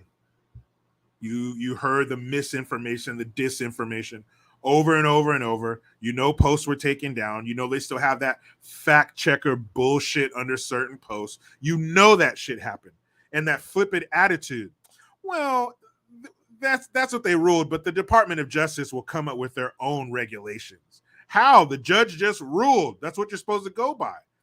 Well, fuck it. We don't like that, so we're going to do it our way. We're going to do it anyway. A very petulant way of looking at things, very juvenile. They're almost throwing a tantrum. That's true. Everybody fucking knows that. That's no secret. Everybody with two brain cells to rub together know that's what happened. You know that shit was suppressed. You know you weren't allowed to post certain things. You know they were not allowing us to engage in free speech. It's right there. Free speech. There's nothing, unless it's a danger to our national security or public safety. Shut the fuck up. Leave them alone. What are you scared of? You see how scared they were? How scared they were to have Trump back in office? How scared they were of us knowing the truth and being able to communicate with each other and share that truth? They were scared as fuck. They broke the law. They were so scared. Desperation is an ugly thing. Ladies, you've had some desperate man hanging on you. Fellas, you've had some. There's probably nothing more off-putting than a desperate woman. There's no need for you to be desperate. You're a woman. You know what you got down there? You know what you got between your fucking legs? Yeah. What are you being desperate for? Stop it. They knew they fucked up, and that's exactly what they did. And Peppermint Patty before her, we thought she was the worst, huh? But Corinne Wyclef Jean, whatever her fucking name is, she is the worst press secretary in the United States history. She fucking sucks. We watch her drown every single day. You know, when she walks in that press room and she sees Peter Doocy sitting there, she gets like the nervous gas, like, huh?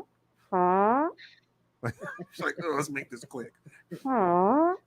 She gets nervous because you suck at your job, you piece of shit. And for you to sit up there and be like, the DOJ, they'll do their own thing. That stupid judge. And if that judge wasn't appointed by Trump, they would go right along with it. Oh, see, this is the beauty of Trump's presidency. He ain't even there, and he's still there. Appointing those judges is so important. Getting those 3 judges in the Supreme Court was so fucking important. Authentically Kennedy, we've all been there. You get that? You're about to get an ass whooping. You're about to get an ass whooping. Go ahead, Gino. I didn't mean to be so juvenile. Hey, it's all right, dude. I mean, honestly, bro. Honestly, dude. Honestly, dude. Fuck you. Yeah. Fuck you, dude. Fuck you, Mom, Peter Ducey, dude. You burnt the crisp, Mom. Fuck. Oh, You're you can't do anything right, dude. Mom, you're so fucking stupid, dude. Fuck, I hate you, Mom. I fucking hate you so hard right now. Frank Powers said Frady farts. Oh, shit. Always rooting for Putin. Hell, man, you know what a fart is? That's just a turd honking for the right of way. Frank, you cool. All right. Cool with me, man. Okay. So, I mean, there's not much that, that you already said that I wouldn't say. It's just like, it's once again, I forgot, I think it was John who wrote that in the comments. Who hates our freedom of speech so bad? Because it's not an American. I've never heard an American go, you know what, we really shouldn't have freedom here. I've never heard that ever in my life. So who are the people that are not just that don't like it, don't want it, but who does it like? Who does it oppose? You know what I mean? Like who does it hurt that we have that? Who does it hurt that we have the ability to have firearms? You know, who does it hurt that this is like a Christian nation? Like who does this hurt so bad? Because to me, the more that I see, we're in 2023 now. 2020, Biden gets in there. He does everything in his power that is the opposite of America. Mm-hmm. And we have people, obviously, they don't pay attention to policies. They don't pay attention to bills. They don't pay attention to none of that stuff. They just pay attention to the television. But nothing that he's passed or any of his ideologies, which of course doesn't come from him because he's a puppet, but nothing that comes from him is beneficial to America. So when you see stuff like this, that is, we're gonna do things our way, and we're just, we're not gonna go through them. We're not gonna go through Congress. We're not gonna go through why is it so important to these people to limit what you could say, limit what you can post, stop putting out information, keep people from thinking, whether it's a certain way or thinking at all? Who does this hurt so badly?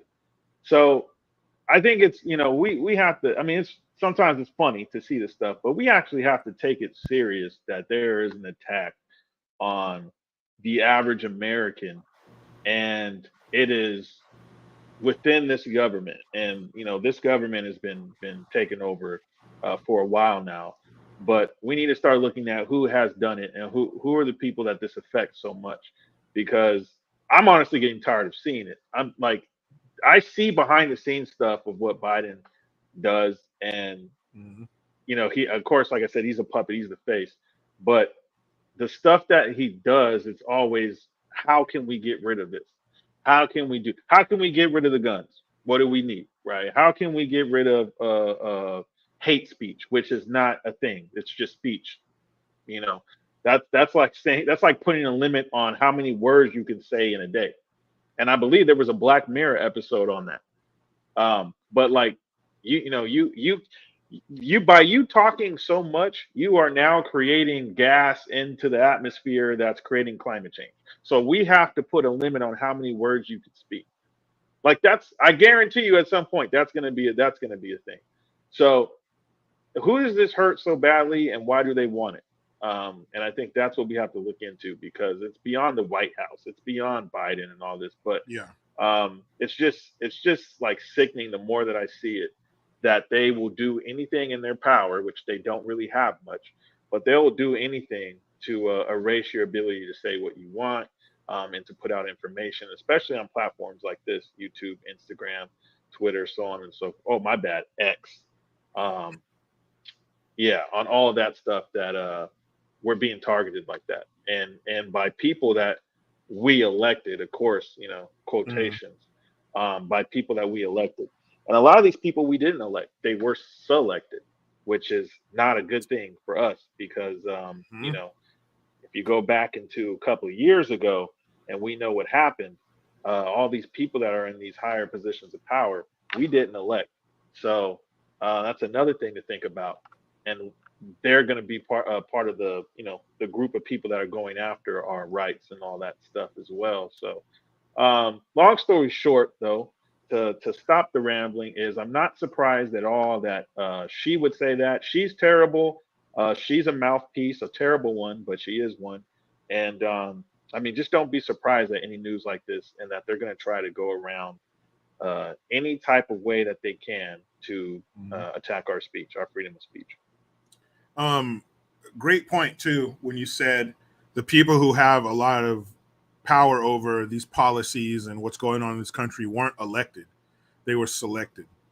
And I was thinking when you were saying who would want, what American would want anything less than freedom of speech? It only benefits you. You're free to say whatever you want. That's powerful. Um, but it got me to thinking about those people high in the federal government who have dual citizenship. The Treasury Secretary and people like that have dual citizenship. Now, here's where I'm going to put on my fucking American shorts or my American t shirt, my fucking American bandana, and hop in my red, white, and blue truck. Because if you are a selected official, if you're in our federal government, our country should possess your only allegiance. You cannot do two things at the same time equally. You can't serve two masters. Why are you allowed to have dual citizenship in another country? That means you have allegiance to another country. That means you have something in that country so important to you that you still want to remain a citizen, even though that's not where your life is.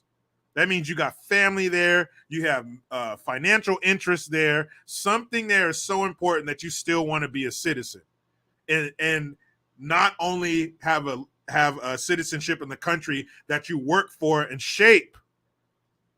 That is the one of the biggest red flags. That's a red flag with a siren attached to it. Are you fucking kidding me? Why do you have dual citizenship to another country?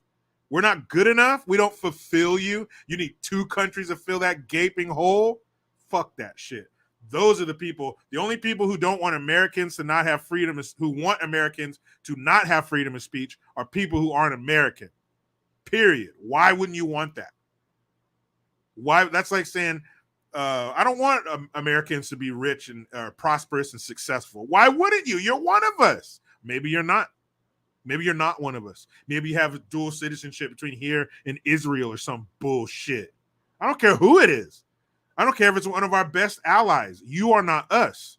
You're in our federal government. You work for us or you don't work. Who the fuck would allow that? And if Trump did it, he shouldn't have done that shit either. He should have no one in his cabinet, and maybe he did it. I don't know either way. But there should be no one in any president's cabinet and anywhere in our federal or state government, local government, or fucking school board. You don't have dual allegiance. If you have dual allegiance, go to that other country, please, because we don't need you here. Yeah, We're the baddest motherfuckers on earth, and if we're not good enough for you, fuck all the way off. yeah. Jericho dropped a lot of gems there. That was very, very well put because if it was up to me, you would have to watch me on locals because there's it's too Right. much like for me to Yep. break down in there. I would let a lot slip. So I'm like, if you guys want to know, more of what he's talking about, you're gonna have to join My Locals, because there is Definitely. where Biden and them have not got to in terms of censorship. So yeah, which I'm getting all that together too. If you want to find out the rest of that information, go to My Locals. Agreed. If you want the raw and uncut, you want to see the gloves come off, then you need to see Gion's channel. Gion is extremely intelligent and well informed when it comes to what's going on, because all we're seeing is we're seeing this is like the Wizard of Oz. And I always like to use movie analogies because we've all seen them, and I like to make sure people understand what I'm saying. And that's something I know a lot about, is watching movies. But you remember in the Wizard of Oz, Dorothy and the Tin Man and all that, they saw the first time when they went into the castle to the wizard, they were so scared. They saw this scary face in the flames. But Gion is talking about, on Locals, he's talking about when Toto goes over there and pulls the curtain back. You want to see who's really in power. You want to see who's really doing what. You want to see who's really in control, who's really the cause of what we're dealing with on a big scale down to the smallest scale. That's what you need to do. That was very well put. That was a great analogy. Right? I know, right? I Because just started doing this. we're just shown we're just shown the big scary, whoever, Biden or whoever, the Hollywood. But who's behind that? Who's pulling the strings? Who's the puppet master? They're just the marionettes. Who's making a move and dance around and do all their weird, sick shit? Who is it? Who's the puppet master? One more thing too, that I want to add on to that, because like I said, that was beautifully put. But it also reminds me of like Sound of Freedom, which we both saw recently. Great movie. And yeah, fantastic. And one thing, I don't want to spend too much of my time talking about it though, but um, everybody in that movie is real. Every character is a real person. They didn't dramatize anything for theater. And yeah, as I'm watching it, knowing what I know, I'm going, oh yeah, I know about this, or I know about that, or this guy's name, or something like that, right? Is familiar. And I said, of course. So the average person who's not that awake is gonna watch it and be like, yeah, we gotta do something about this child trafficking, and all this other stuff. And I'm watching it going, I already know who's doing it. Like I already know, the movie is based in Colombia, and then Tim Ballard also, it was talking about Haiti. That's where a lot of it was going on as well. Mm-hmm. But what people don't understand is where that's coming from, who's actually behind it. We look at that story and we talk about, you can talk about Epstein. People don't know the connections with all that stuff. And so, just to go back like on the local stuff, all that stuff gets broken down for people, because I feel like Sound of Freedom will do a great job in waking people up to the problem, but they will never. It's going to take them a while to actually understand why it's happening and who's doing it and why they're doing it. But I can make that process very quick for you to understand. So yeah, if you haven't seen that movie, definitely go see it. I want to go see it again. Yeah. They take all my money. I want to take my wife to see it because I just saw it on my own just to do the review. But it's a Yeah. great movie, and I shit you not, man. You should definitely bring a tissue with you. I didn't need one because I'm a man. No, but I didn't need one this time. But at certain points in the movie where it got quiet, you heard Hmm. in the theater, like it's gripping, it's riveting, it's real. And when you see it, like you have an idea of what it's about, going into the movie, especially you watch trailers and stuff. But when you're watching that movie and you're seeing what's happening, you think to yourself, who would have a problem with this movie? Because it's right down the middle. It's not politicized, it's not left, it's not right. It's just the Hmm. raw, uncut, what the fuck is going on. And it's sad and it hurts to see and it makes you angry. So who would be against this? Who would call this QAnon a QAnon movie for dads with brainworms? That's a direct quote from Rolling Stone magazine. How can you say that? It's telling you one of the horrors that are taking place in the world, and you say, nah, it's not true. It's some conspiracy shit.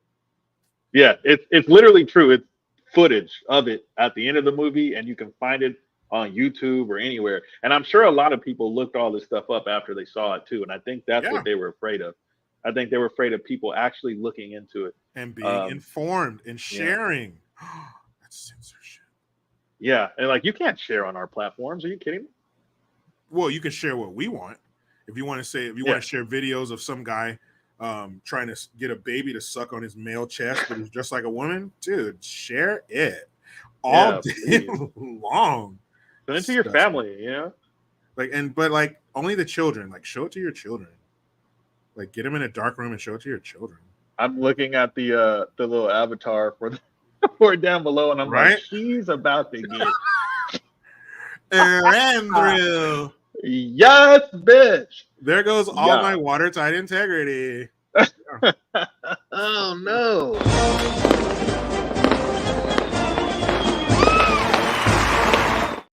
Woo! No, she said her friend sent her that picture, right? Am I right, Soho Lauren, that your friend sent you that during the whole BLM shit, like 2020? Black Lives Matter. You about to find out how much they matter. Oh shit. Soho Lauren, thank you for the Hamilton.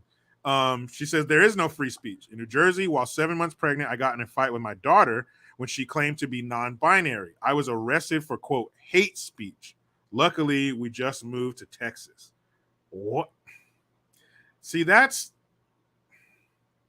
when you start when the government starts wedging themselves in between you and your children, or the way you raise your children, or what happens between you and your children. If you're a normal, regular, loving parent, anything that happens within the parameters of your household and the way you bring up your kids is fine.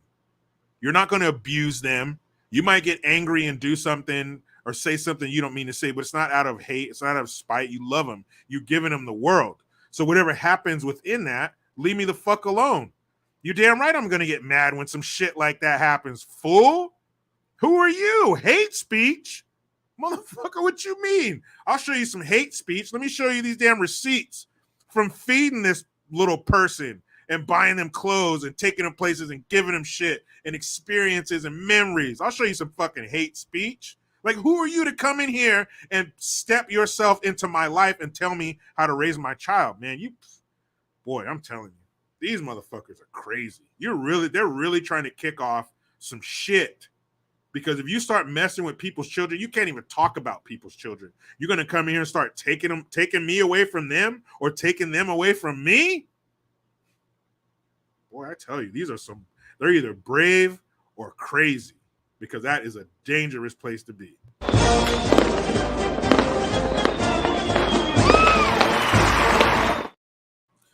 Colt Hammer. Thank you, Colt. No, you got to say that whole name.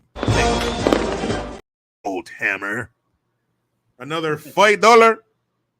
Give me 4 years to teach the children, and the seed I have sown will never be uprooted. Vladimir Lenin. He was a nice guy, wasn't he?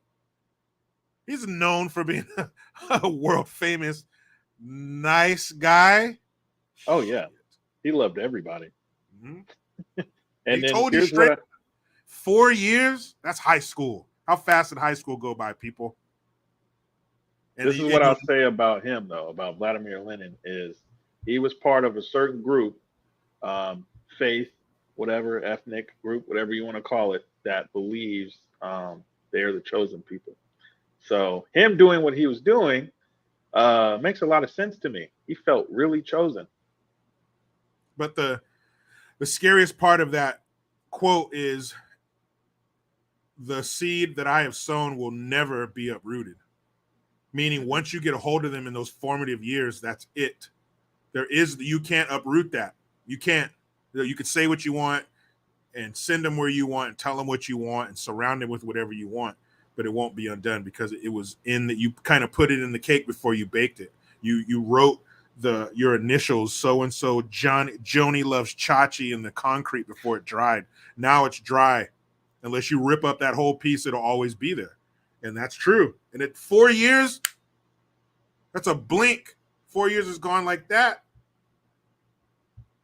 But, hey, all you need to indoctrinate. Yeah. What do we know?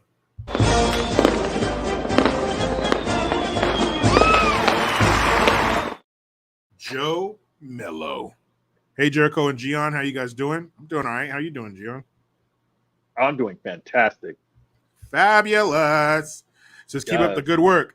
Jung Yu Jung. Jung Yu Jung. Joe Mello, that was a fantastic comic because you ended it with the number one phrase of the day. Jung Yu Jung. Jung Yu Jung. That could be a name. My name is Jung Yu Jung. I mean, who the mother who named her that? I mean, was just like, fuck it. I don't know. Let's just call her last name first. Fuck it. You know what?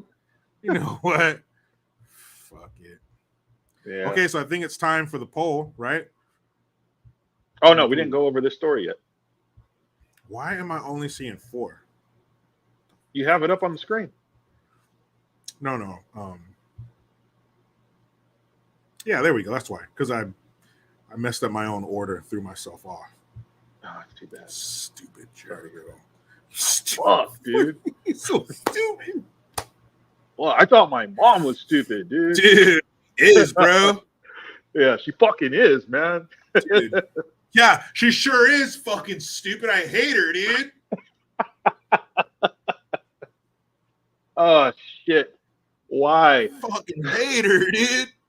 Fucking hate her, dude. Bro, she gave me peanut butter and jelly with no peanut butter, dude. Dude, it's got a jelly sandwich, dude. She put Nutella in there and was like, here, fucking eat it, bro. Do you not love me, dude? You don't love me like you say you do? Dude, you're an asshole, dude. fucking hate you, dude. Fucking hate you. So much, dude. So pissed. So pissed. P-E-S-T. I'm so pissed, dude. P-I-S-T. Past. I'm so pissed, dude. Look at this, dude. I fucking said pepperoni, dude. This is clearly sausage, bro. Fuck her, dude. It's the same shit, kind of. It's the same shit. It's still meat. Like, it's like, dude, I asked for a taco and she brought me a burrito, dude. It's like the same thing, dude. You eat it. You didn't eat meat, dude? God, I fucking hate her, dude. Fuck. I told her Taco Bell. She went to Del Taco, dude. Dude, all she heard was taco. You're such a fucking bitch, dude. Oh, that's awful, dude. Oh, no. Yeah.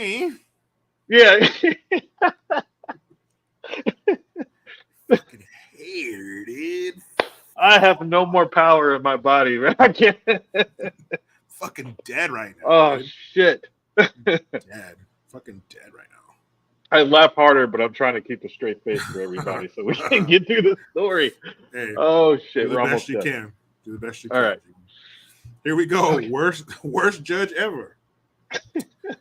A judge was caught scrolling through Facebook and looking at GIFs while she was overseeing her first trial involving a man accused of beating a 2-year-old to death.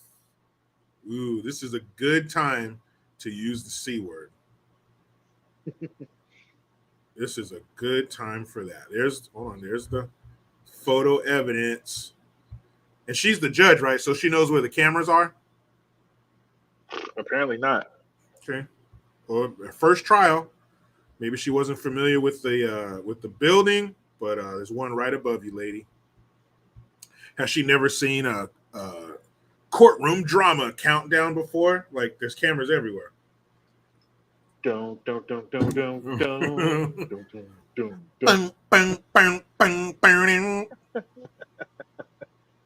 Like, yeah, that's me, dude. Yeah. I'm the bass guy from Law and Order, dude. That's me, dude. Yeah. Here, hey, you hear that right now? That's give me that bass, dude. That is you. Oh my God, you were telling the truth. That's so you right there. Yeah. It's not even words anymore. Just a moan. All right. Damn it, GION. All right, here we go. A Lincoln County district judge is under investigation after security footage showed the jurist scrolling through her phone throughout a 7-day murder trial. Golly. Judge Tracy Soderstrom, a new state judge elected in November, oversaw a brutal murder trial that began last month. The case involved 32-year-old Christian Tyler Martzel, who was accused of beating his then girlfriend's 2-year-old son, Braxton Denker, to death. Come on. According to the local paper, this was Soderstrom's first case. She began the trial by instructing the jury members to turn off all electronic devices, a common courtroom protocol, so that they could, quote, concentrate on the evidence without interruption. Well. Soon, Soderstrom proceeded to check her phone. Footage from a ceiling security camera pointed above the judge's bench showed Soderstrom repeatedly checking her device. The Oklahoman reported. According to the newspaper, the judge used her phone throughout jury selection, opening statements, and witness testimony. At one point, Soderstrom checked her cell phone during a tearful testimony from the victim's mother, Judith Denker. The footage also shows Soderstrom checking Facebook and once searching and sending a GIF. You know, those little animated little pictures, little whatever they are, videos. Throughout the trial, the judge held her phone in her lap or sometimes set it down on a drawer at her desk, which can be seen in the security footage, according to the report. A Lincoln County District Court spokesperson was unavailable for comment, of course. District Attorney Adam Panter, who reviewed the footage after receiving a tip from a courthouse employee, told the Oklahoman that the judge spent hours of the trial on her cell phone, both texting and scrolling through social media. It is both shocking and disappointing, Panter told the newspaper. Jurors are banned from using cell phones in the courtroom during trials because we expect them to give their full time and attention to the evidence being presented. I would expect and hope the court would hold itself to the same standard required of the jurors, regardless of the type of case. Panter did not immediately return a request for comment sent during the weekend. The Oklahoma Council on Judicial Complaints is investigating Soderstrom's conduct, Lincoln County Sheriff's Office told AP. According to the Oklahoman, Soderstrom moved the position of the ceiling security camera on Monday. Panter told the newspaper that she was concerned the judge did so instead of trying to address her behavior. Ooh, you fucking bitch. Soderstrom was elected in November and sworn in on January 9th, according to the Oklahoman. Soderstrom became a lawyer in 2003. The judge told Country blah, blah, blah last year that she had an extensive legal background practicing everything from administrative court issues to criminal and juvenile law. Martzel was convicted of second-degree manslaughter at the end of the trial. Prosecutors were seeking first-degree murder charges. Martzel was arrested and placed in jail since his arrest in 2018. How the fuck does he get involuntary or second-degree manslaughter? Wasn't even a man. It was a child. He should be locked up forever. Beat a kid to death? That's on purpose. That's with intent. Man, don't let me become fucking King Jericho Green, ruler of America. Because homeboy would have feet first in some farming equipment. Man, fuck out of here. So that's the wood chipper, dude. But it's messed up on a whole bunch of levels. But one of them is this guy. Somebody could walk. If they can prove that the judge wasn't paying attention and she passed the judgment. It was a jury trial, so I guess they passed the judgment. But had she been the one giving the punishment or ruling on the case, it could have been thrown out because she wasn't paying attention. And it's your first case? Why the fuck, if she was sworn in January, why is she not getting her first case until July? The fuck was she doing? There's some kind of like judge training you got to go through? She was on social media. I was just like hanging out. I was in Dubai. Yeah. Like, what the fuck is going on here? How could you not be paying attention? Number one, somebody's freedom is on the line, even though he's a monstrous piece of shit. Somebody's freedom is on the line. Justice is on the line for the family. How are you not paying attention? And this wasn't some fucking parking infraction. This wasn't somebody with a bunch of parking tickets and you're about to send them to jail if they don't pay. This is a murder trial of a child. What is wrong with you? What were you looking at? What were you looking at that was more important than the justice for that little 2-year-old boy? That is disgusting, man. That woman should be, do you disbar a judge? You remove them from the bench? Whatever. Bottom line, she should be picking up overnight shifts at the Waffle House in a week. You're a piece of shit. That wasn't some bullshit trial. That wasn't some boring white collar, corporate law bullshit. This is the justice for a murdered 2-year-old child, and secondly, this dumbass's freedom. And you're on your phone on Facebook, and you just told everybody else to put their shit away. And you over there just scrolling on fucking twerk.com. You sorry bitch. That is terrible. Some things you have to pay more attention. Some things you have to be held to a higher standard. And this is one of them. This is one of them. A murder trial? It's not a regular murder trial either. This is a man who brutally beat a 2-year-old to death. So it's not to me, you can't be that desensitized to it that it's like not shocking to you. And especially being a judge, someone who's probably been around and seen, things similar, cases similar to this. But like, you're just like, I don't give a fuck. Let's see what Sharon said today. You know what I mean? Yeah. Like, the fuck is what is so important on this? We just had this conversation. This is how bad social media is. But we were talking about for teenagers. Now we're talking about for apparently adults, grown adults, that to you to be in this scenario and you're just like on fucking Facebook, which I don't think people really use anymore anyway. But what is so important on there, sending gifts and all that stuff, that to me is insane. Those are signs of an insane person, to where the mother of this child that was beaten brutally is up there crying and pouring her heart out, and you're up there like, well, let's see what the fuck is on Marketplace. Yo, why did Kim Kardashian eat that for breakfast? Gross. So gross. Yeah, fuck, order in the court, bitch. Yeah.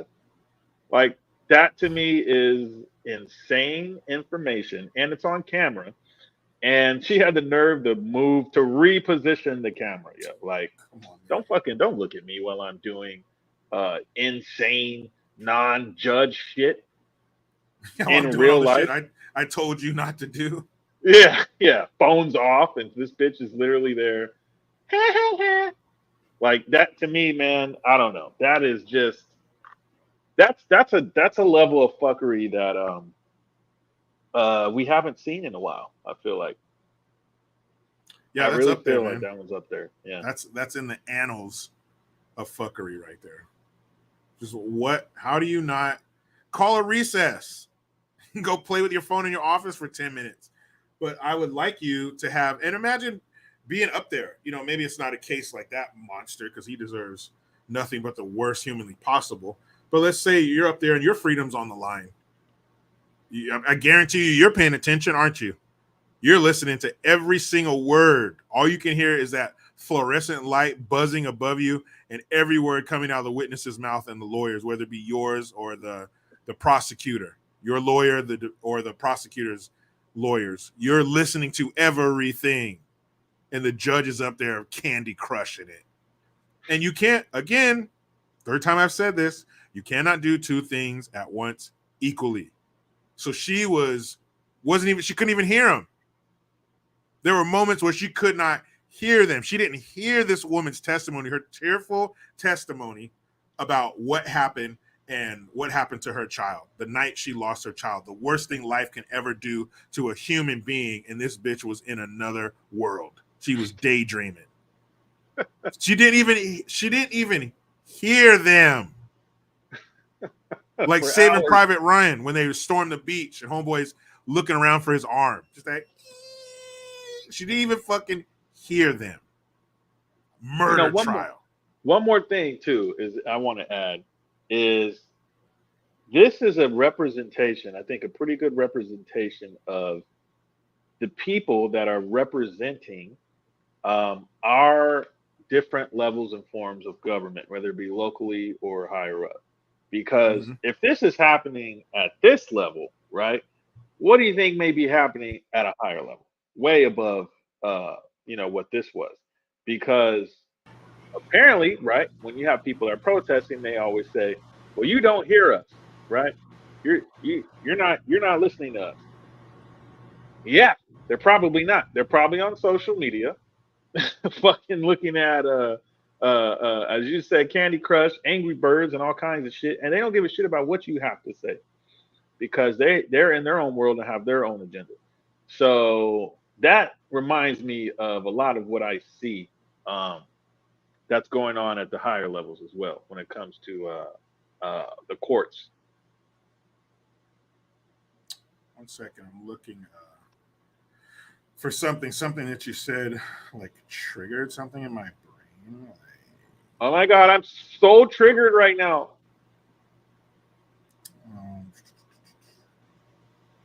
Honestly, where's Jung Yu Jung? I am so triggered. Jung Yu Jung. Jung Yu Jung. Jung Yu Jung. Jung Yu Jung always here. Jung Yu Jung, you eat your rice and your cereal. You eat your rice and your cereal. Jung Yu Jung. Jung Yu Jung always eat rice. Creole lady said, people be playing Angry Birds in church. Yeah, Jay, you ain't even listening to Jesus. Damn. And God said, what did he say? I'm on level 5. Wait, what? What? Dad's home. Jung Yu Jung. Damn it. Why is it so hard to find this? Let's give Jericho a minute to reclaim his It's like get my shit. his brain worms are affecting him right now. Because conspiracy theories. I couldn't believe that shit. I watched that movie and said, can you point to me the conspiracy theory in this film? Yeah. Just anywhere, just point to it. Please. Well, kids. And kids are real. And Colombia's real. It's a place. All right, go on. Oh, conspiracy theory. Conspiracy theory is so hard. Okay, got it. Hold on. Angry Birds. That's funny though. Angry Birds was fun, but if I'm like in court, I'm not going to be playing. Yeah, and if you're the judge, right? You're not just in court. You're the judge. You're one of the main characters. Yeah, that's your movie. Like it's about you. You're a big part. You're like the third. You're the third one. You're in there, right? It's a court drama, and you're just like, well, I don't care about the drama. I don't care about that part. Unreal, man. That I can only imagine. And this is how vigilantes are created. You know what I mean? Yeah. Like fucking there was no Batman, so now I'm Batman. Yeah, the justice system is broken down. Now I must step in and be justice.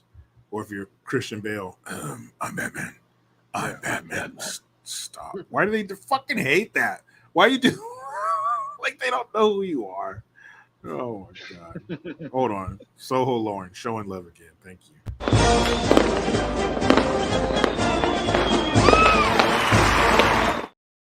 Please preach Soho Lauren.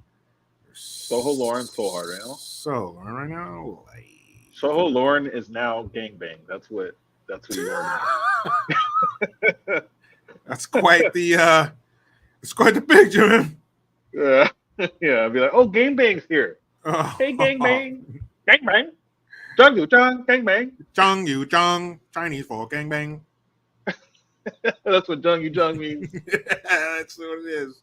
We figured it out. You look kind of good. You down I don't know, Jung Yu Jung or something? Jung Yu Jung? Jung Yu Jung a little bit? I don't Jung Yu Jung on the first date. Yeah, you do. You're right. I Jung Yu Jung. Yeah, I Jung Yu Jung on the second date. I Jung Yu Jung right now. Oh, shit. We are finding new meanings for this word. Jung Yu Jung. Jung Yu Jung. Jung you say you go to court and you on cell phone. Jung Yu Jung. That is so Jung Yu Jung. You do better. Court Jung Yu Jung. So are we ready to put the poll? Yes. Let's put Are the. we Let's put ready to that release poll our poll up. on the people? I know which one I'm voting for, so don't forget. If Bam! me and Jericho choose the same one, then somebody gets Let's see. Okay. So just to recap. We had the changing of the guard from Twitter to X. And how upset all the lefties get because of free speech and equity and diversity and all that shit. And then the app, the dating app for teenagers. Horrible idea. Then we have the teachers union fed up with the social media, with the children being exposed to it too much, coming to school with all of these different issues. That's a good one.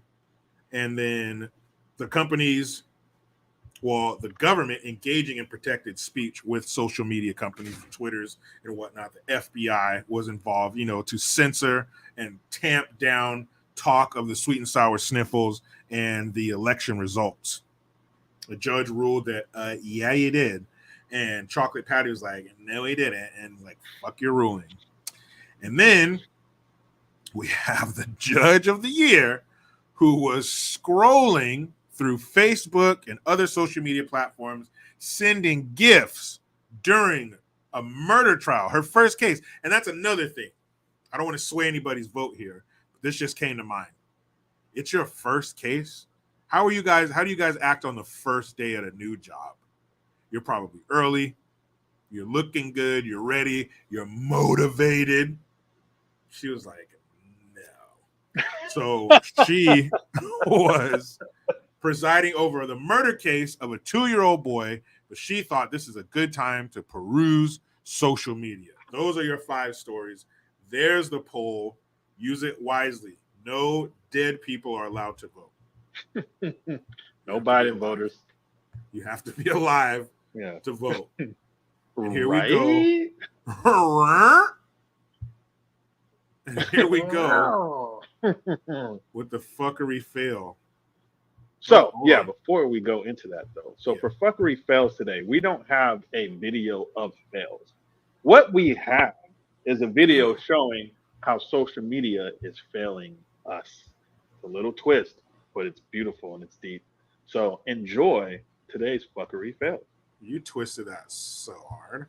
Honestly? Like, really? People, how are we being failed?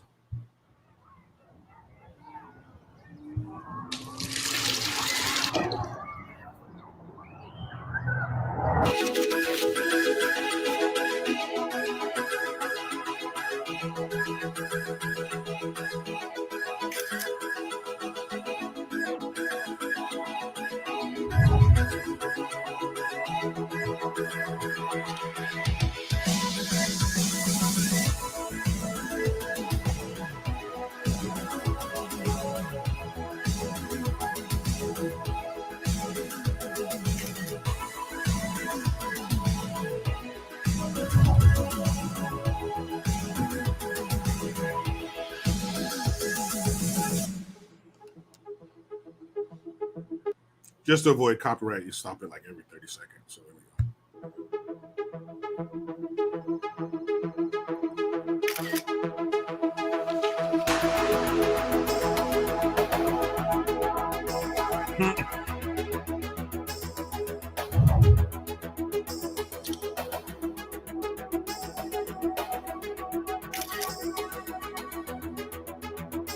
go. Right next to it is a homeless person's pile of shit on the sidewalk. That's a reality.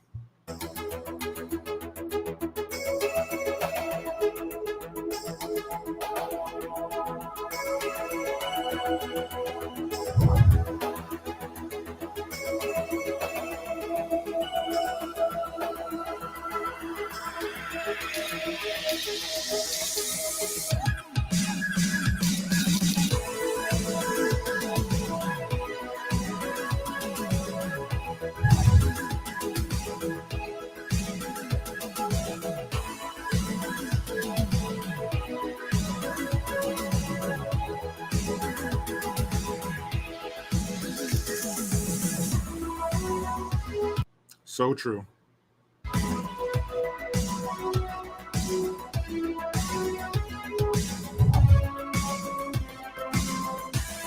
Uh-oh. He's a liberal. You know, there had to be one of those. I voted for Biden twice. Show me you voted for Biden without telling me you voted for Biden. You know what I mean?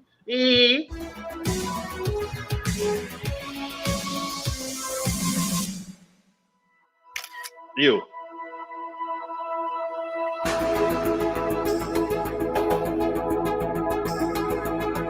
I almost threw up a little bit. Harriet said you look gorgeous.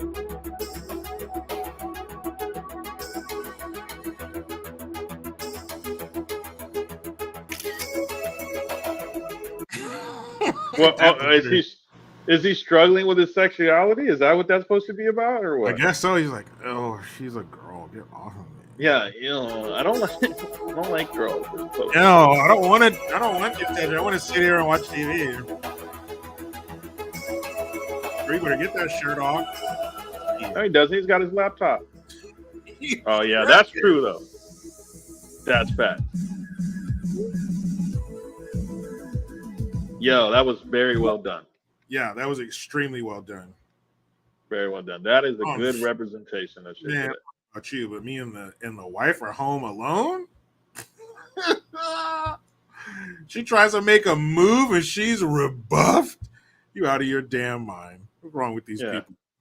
Like, are you kidding me, Jericho? Girl, better get over here. And when you notice, they were all young people. You know, I think, and not to fault them. This is the world that they live in now. But when you're older, like say in your 30s and up, you just got a lot less give a shit in your tank. You might be completely out. You might have no give a shit left in your tank as far as what people think about what you're doing and shit like that. So, you know, that's how it is being young. You care about what others think about you and all this kind of shit sometimes, most of the time. But when you get older, you just don't fucking care. You know, now my dad, he was retired. He was always either working, you know, we had animals and shit on our property, or he was working on a car or something, and he would like come to pick me up. He would just be like he just got from under the car. He just climbed from under the car. Oh shit, let me go get him. And I'm just like, oh, Dad, you're so fucking embarrassing. But now I get it. You're living life, man. You probably got a business or your work, and you got kids, family, whatever. You just don't give a fuck, man. I don't care. I don't care what you fucking think about what I ate or a green drink, new me. But the young folk, you know, and that's so true. That was a great video. Yeah, that really was absolutely. a great video. Okay, well, let's chuckle. Can we chuckle a little bit? Is it still safe to laugh in America? So this is where we're gonna have our other poll as well. So you get to vote twice if you haven't done that in 2020. You get to do it today. Vote or fucking die. I can't wait. It's gonna be so hot. Vote or fucking die. And die so hard too, you know? Fucking die, dude. I fucking hate it. Hate it. I hate you. It's heat. It's not even hate. I hate you. Yeah, I fucking hate you so much. So hard, Mom. You're like a fucking bitch, dude. Hey, Mom, are you always a bitch or what? You know what I mean? You have to like practice. You have to like practice to be such a fucking bitch all the time, Mom, or no? Were you like born a fucking bitch? Practice. Oh, that's gold.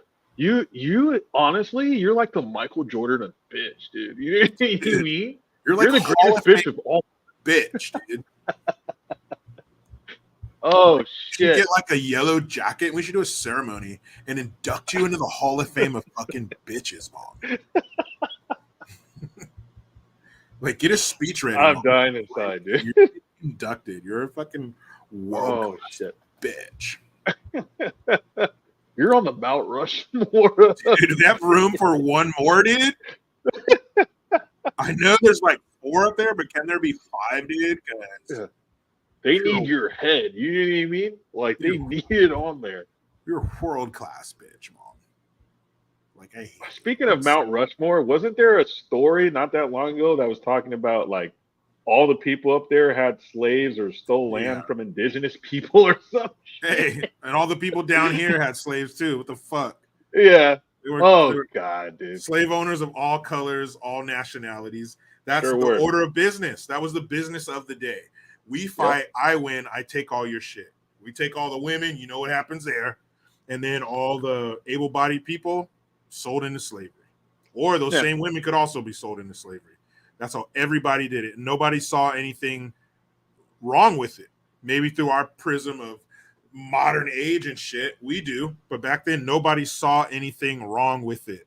That's how it was. And how the Arabs and the Africans just completely escape blame. It's all on the shoulders of these pale white people with no vaccines to go in the African jungles and the African landscape to get them.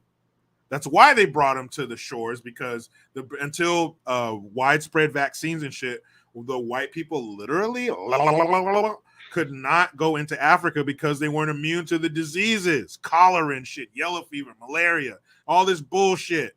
They were going to die. They could not. They had to rely on the Africans. And guess what the Africans were doing to other Africans? Enslaving the shit out of them. That movie, Woman King, that tribe, I can't remember the name of them, but that tribe, they were known as slavers. That was their main source of money. They tried, the main character played by Viola Davis, tried to get him into palm oil. It wasn't as lucrative. And guess what they went back to?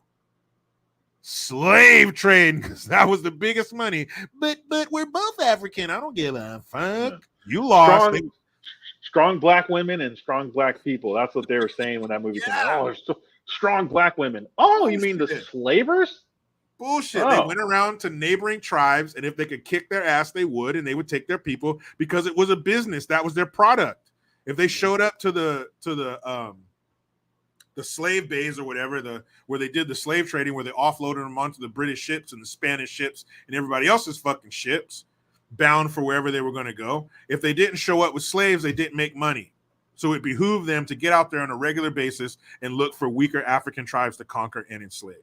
But somehow they completely escape blame. No Arabs, no Africans, just white people. Yeah, they left that part out of the movie. The whole movie. Yeah, that's like, speaking of movie, that's like me showing you a movie 45 minutes in. Well, how did it start? It don't matter. Just pick it up here in the middle and figure it out for yourself. But you didn't. And then you're like, and then you're like, well, they're good, right? They're the good guys, right? Yeah, they're good. Yeah, they're good. Yeah, you don't need to see the good guys. The good guys that started all this, you don't need to see them. Just focus on these evil white people. Yeah. Okay. Yeah, strong black women. Yeah. Okay. Dude. Oh, hey. So fucking stupid right now. People just eat that shit up. Evil white they folks, do. They did it all. They like, they like victims, man. They love victims. Victimhood is like a warm bed, like wintertime when it's real cold and you got to get up to go piss. Oh, but you want to get out of that warm, that electric blanket. Oh, you're about to lay there and give yourself a bladder infection because you don't want to fucking get up because it's so warm and comfortable. And to be wrapped in that, to break away from it, it's cold out there. No. I'll stay right here in this warm bed of victimhood bullshit.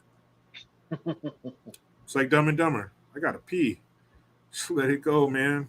Ooh, it's warm. It's that victimhood all up your back. It's victimhood. Here we go.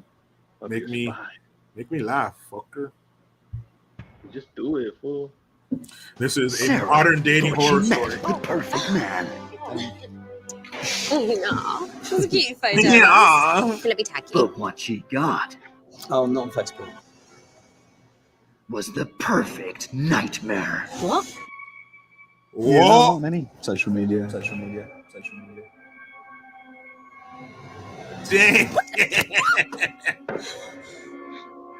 Old school. Oh, this can't be happening. Oh, not on Facebook. Can't find him anywhere. Yeah, no, not many. Social How media. am I supposed to find pictures of his ex? So Snapchat, WhatsApp, Facebook, he's not on anything? Well, how does he send you a dick pic? He doesn't. I've only ever seen his dick. In person. Oh my god. I don't know what to do. I took a Oh great my picture. God. No, it's Oh shit! gonna be okay. Is it? Is it? They don't know what he did last summer because it's not on Facebook. He is untraceable. He's completely off the grid. A ghost, if you will. He's not on Insta, LinkedIn, or Pinterest. And if you think he's on SnapMap, you're crazy. I mean, the man has no digital footprint. That post-it on the back of that laptop says dick pics. He's never even had a MySpace. Who Damn, is he? MySpace. Whew. Oh, not on Facebook. What? Yeah, no, not many social media. You know when you like have an opinion on something, how do you voice it? I'm not supposed to just tell it to the nearest person. He's crazy. Why sex? I think it's an actual photo album. Where's the comment section? How does he know if people like them? Oh my god, Actual none of the photo. photos have filters on them. Get out of there now! Get out of there now! Oh shit! This is great. Smell the coffee, Sarah. Clearly, he is catfishing you. No. In reverse. In reverse. Right, Sarah, do you even know what he had for lunch today? No, never gonna know. Unless I ask him. Think about it. If you can't tag him, Does he even exist? Hi, guys. Okay, yeah, he's there. Anti-social. Coming soon to Facebook, Twitter, Instagram, Snapchat, Pinterest, Vimeo, YouTube, MySpace, Bebo, LinkedIn, Foursquare, Flickr, Periscope, WhatsApp, Tumblr, Viber, Reddit, LiveLeak, and even Google+. That shit's dead now. Google Plus doesn't exist. But that's so true, man. There are really people who, maybe not to that extreme, of course, but who, if you tell them, yeah, I don't have any, what? Like they don't know. And if they don't exist, they're going to, not knowing how to exist in the real world, like to really engage with the person. So because you're so used to that distance of your device, where they're not really there, where you can tell them what you want them to know or show them what you want them to see. That's some weird shit. Everything has a bit of a downside to it, and the future generations who are just marinated in this social media, how are they going to be? It's got to change us. Maybe for the better, maybe for the worse. Dude, because not that long ago, that was our life. That video was our life. Not that long ago. I don't have Instagram. I don't have Facebook, all this other shit. And honestly, life was better. I think life was better then, to be honest. I think it's okay to have the stuff, but like we said before, you need to limit your exposure to it. Because as you can see in this video, she's like, well, there's no filters on his photos, and I can't trace him. I don't know what his ex looks like. You don't need to know all this shit. I don't want to know none of that. Yeah. You have too much access. And if you have that much access, that means other people are going to have, people you don't even know have access to you like that. And I don't want people to have access to me like that. That reminds me, I was at my mom's house one time. I'm actually going to go and visit her this weekend. But I remember I was at her house one time and we're looking through these photo albums and I come across this picture and there's this young woman laying on the bar, like laying on a bar, like Coyote Ugly, like laying on the bar. Obviously the 70s Afro. It was like a top that came down and like tied in a knot so you could see her stomach. She, she was in good shape, bell bottoms, big old smile, and I do a double take. The fuck? Mom? Is that you? She's like, yeah, I just got out here from Baltimore. I was at the boardwalk, 18 years old, just joined the army. I was like, Mom, what the fuck? You didn't have a life before me. You were just born a mom.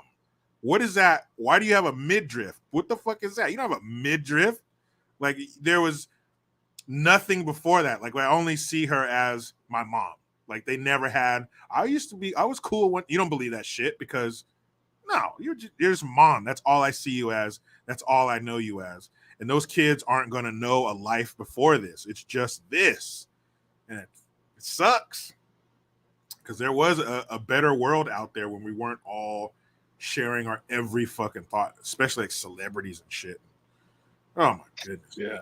Like I don't care what Kim Kardashian used to have an enema with whatever the fuck. Like, who cares?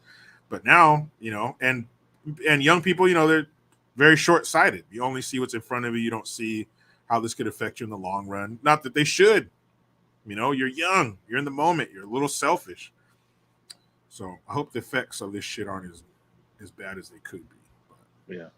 here's Kanye's social media manager. This must be fun. Yeezy! So psyched for the new album coming out. Now, you know how usually when a new album drops, we hop back on Twitter and say a bunch of super not woke stuff. How about this time? We just promote the new album. And don't say Cole, anything. I want to say being in danger is a choice. Okay. So humans have the choice to save endangered species. No.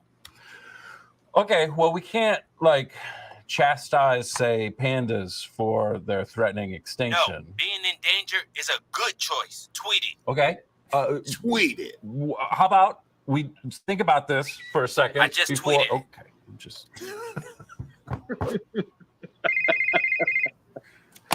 I just did it. Tweet lifelong fan of Woody Allen. You don't want to be associated with Woody Allen right now. I mean, I was a big fan of his movies, but God, even praising his films now doesn't really feel You like... didn't let me finish. Tweet lifelong fan of Woody Allen's lifestyle choices specifically. What do you expect? Tweeted it. Clean water should be earned. Birth of a Nation wasn't nearly as good as the original. Fuck kids. Why are you doing this? You know that feeling when you're suddenly filled with shame by remembering an awkward moment you had 3 years ago? Yes. I'm addicted to that. R.I.P. Bin Laden. No, don't you dare! Tweeted it. You! No! I know you've been dealt a bad hand. I can't it. even imagine the amount of pressure that you're under. Why don't we deal with this in a healthy way? Just talk to me. What's bothering you? I only eat the great part of the salmon. Why would you do that? Why would you say that? Why? I don't want you to do either of those things. I just tweeted it. Why? I wipe before I shit. Just stick to the album, Kanye. I'm begging you. I just tweeted it. Tweet. Donald Trump doesn't care about black people. Oh, that's a good one. I wasn't finished. Donald Trump doesn't care about black people, and that's what I like about him. On that, let's tweet. Donald Trump doesn't care about black people. Full stop. Sounds good to me. Okay. Thanks, Kanye. Thank you for being so flexible on this one. No, I was talking to Kid Rock and Ted Nugent about a new country song we're doing together. Your pitch sucks. Tweeted it. Will you ask Ted Nugent if I could borrow his gun? Ted Nugent. Hi, I'm Raphael. Ted Nugent is a smart dude. Yeah. I love his the way he talks about vegans, how they don't want to kill anything. He's like, well, think about all the snakes and weevils and mice and stuff and birds that you kill, to fertilize and grow an acre of your fucking soybeans. They only care about things when they're a certain size because you're killing shit by the millions. He has a lot of good points. He says, I take one arrow, kill one deer, and then it feeds, him and his family. Not killing, millions of little small things. Just so I could have soy milk. Soy milk. Fucking so much soy right now. That shit was funny though. Yeah, that was hella funny. Tweeted it. Yeah. I was like, why is he even here? It's fucking. It's already done. Tweeted it. Donald Trump does not care about black people. Okay. That's what I like about it. I wasn't finished. And that's what I like about him. I was like, what the fuck? Oh, shit. Tweeted it. Exit now. Now it's exit. He's like, I'm not going to do that. Never mind. Tweeted it. Like, okay, so this is if Bible characters had iPhones. All right, I'm about to call Postmates. Does everyone want the fish dinner then? I'll just call a bunch of them. Jesus is on the way, so just get a couple. He'll take care of it. Okay, yeah, all right, just get two then. Two. All right, yeah, just two. We'll just do two fish. Yeah. Yeah, maybe like 5 loaves of bread with it. Yeah, that's good. Yeah, perfect. Bro, I just got a Venmo request from Judas. Dude, Jesus just got a blue check mark. How did he get verified? He only has 12 followers. I have way more than that. Dude, David is liking and commenting on every one of Bathsheba's spring break pics. What's he doing? I thought he was supposed to be at war. I don't know, dude. Also, what? Yeah, well, okay. We can't do that. Dude, I'm on Facebook Marketplace right now. Look at this. Joseph's brothers are selling him. Can you do that? Oh, Joe, he's just going on and on. He said he lost everything. Probably going to get a Kickstarter up soon. Bro, I was talking to Mary and Joseph last week. They're trying to price line a hotel in Bethlehem. Couldn't find anything. They ended up having to like Airbnb some like rustic barn, dude. Brutal. If Noah Instagrams one more time about his DIY project, I'm done. It's too much. Like he's like, I'm getting these instructions from heaven. Oh, yeah. Doubt it. I ain't getting on that boat. Oh, look, another bachelorette in Sodom and Gomorrah. Seen it. Sin City, we get it. Don't look behind you. You know what I'm saying? Because the... What? Okay, forget it. Dude, are you friends with the prodigal son on Snapchat? Have you seen his stories? He just like left his dad's house. He's in like another city just losing it. Dude. Insane. Like not safe for work. Okay, dude, have you heard from Paul in a while? Maybe he's in prison again? Again? Dude, you want to bite of this? Do I look like Adam to you? Okay. Bro, you follow the Rich Young Ruler? Is that SoundCloud rapper? No, it's a guy. He's always posting about his house and his cars and stuff. He met Jesus last week. Literally haven't heard from him. It's weird. Dude, Jesus came to town on a donkey. I saw that. Could he not get an Uber? I mean, maybe he was surging. Dude, are you in this group chat with Shadrach, Meshach, and Abednego? I used this fire emoji. They got all offended. Okay, Jonah tweeted 3 days ago. Have you heard from him? Maybe he doesn't have service. Do you follow Saul? Yeah, what? He changed his username to Paul. What? Bro, do you have locations on for the children of Israel? They're just like wandering around. Literally makes no sense. Have you seen the weather for today? No, what? 50% chance of quail. Weird. Wow. Abram and Isaac posted a selfie that headed the mountains for a little father-son trip. Amazing. What could go wrong? Wait, what's that rope for? Oh my goodness, Lot's daughter's pregnant. She's gonna have a baby. I wonder who the dad is. Too far. Bro, you're following the woman at the well? That's not like that. Check your heart, dude. I've seen that dude before, the guy on the right. Yeah, Trey Kennedy. Yeah. All right, guys, make me laugh. Those are some good ones. Guess what? More poll for you. We got more poll. Yeah, post both the polls up just so that they have access to both of them again. They might have lost the for first your one. hole. Here we go. And we'll give you guys about 5 minutes to vote. Okay, you share and this if one? you don't, you're a loser. You're a fucking loser, dude. Dude, if you don't, you're a fucking bitch like my mom, dude. So var. You mean? There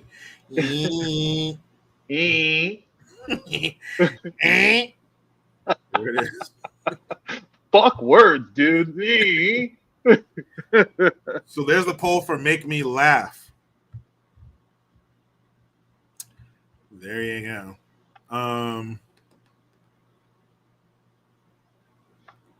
This one.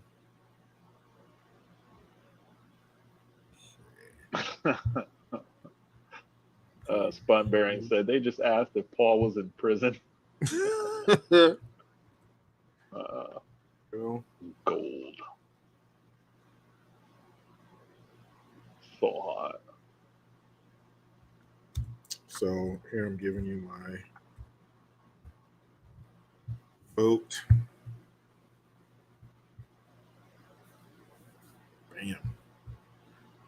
Bam. Okay. Yeah. Let me send it to you. So yeah, that poll I just put in was for the Make Me Laugh, those three. Okay, so for Make Me Laugh, my vote.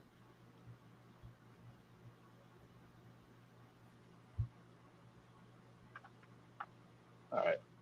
So I got yours, Jericho, for Fuckery 5.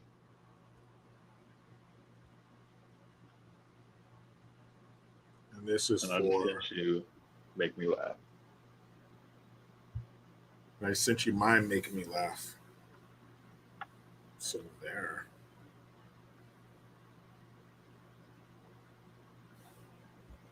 Get your votes in, people. Every vote counts here. Okay? Hit the link. It's real easy. Hit the link. Make your vote. That's it. Bam. I'll give you guys another 2 minutes. 2 minutes And and there's no mail-in voting. There's no, no early there's no voting. secret ballots We coming keep it in. legit around here. And I don't want to see 81 million people voted because that's a fucking Yeah. This is the most popular poll of all time. like, damn. A good portion of the country was tuned in. Yeah. Fucking, you got 8 million votes on your poll, dude. That'd have to be a record. 81 million views on one video, 81 million votes. That'd have to be a record. It's gonna be some kind of a record. John said he voted so hard, dude. Dude, you're a hard voter, dude. None the miser said our vote got redirected to Act Blue. Oh shit! Son of a bitch. Yeah, there is definitely election integrity in here right now. Yeah, these people in here, they would never. They're all upstanding individuals. Every single one of them. Yeah, there's no type of play activity whatsoever. Not right now. Don't even put that in the atmosphere because they'll turn on a fucking dime. On a dime, dude. Not even a fucking nickel, dude. Get on a dime, bro.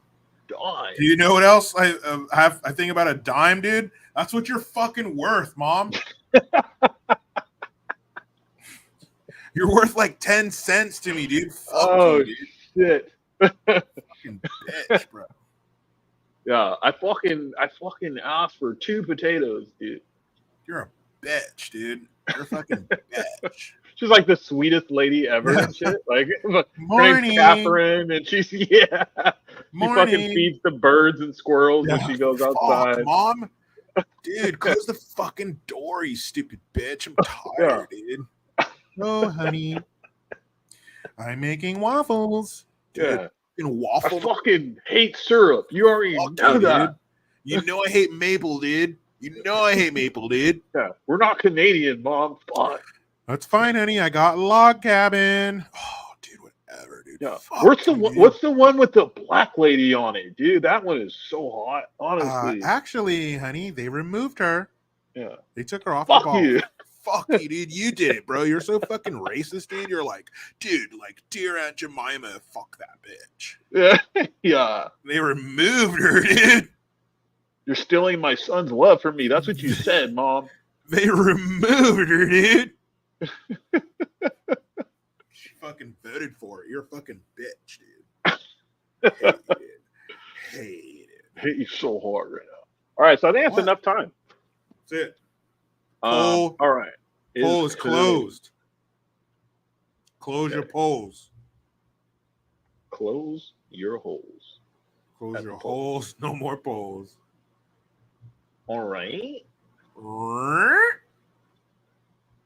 Okay, here we go. First poll was a social media.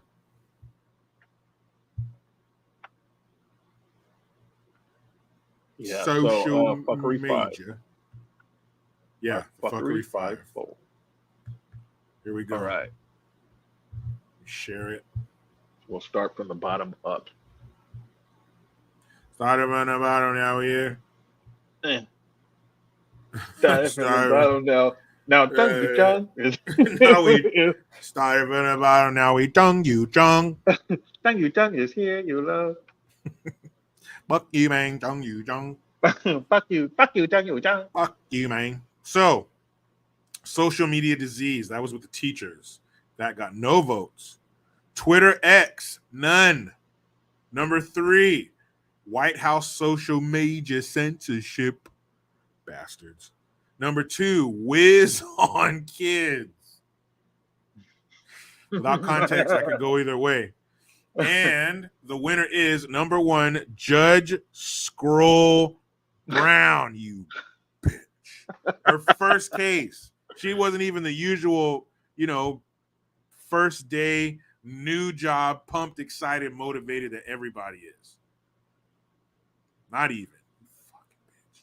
She's on her phone, chilling, while there's a murder trial going on. Yeah, of a baby, you know. Yeah, 2-year-old. You fucking bitch. So let me go ahead and give you more take on the 14 votes for you. You know what I mean?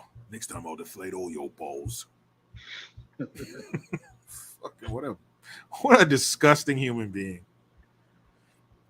Just a wretched human being.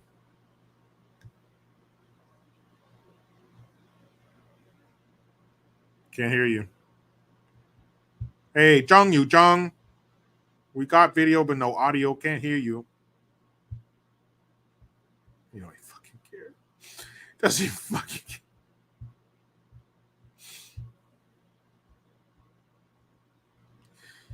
Doesn't fucking care.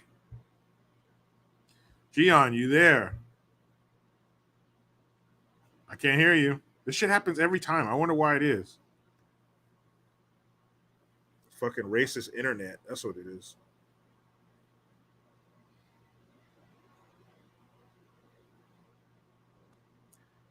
Nope.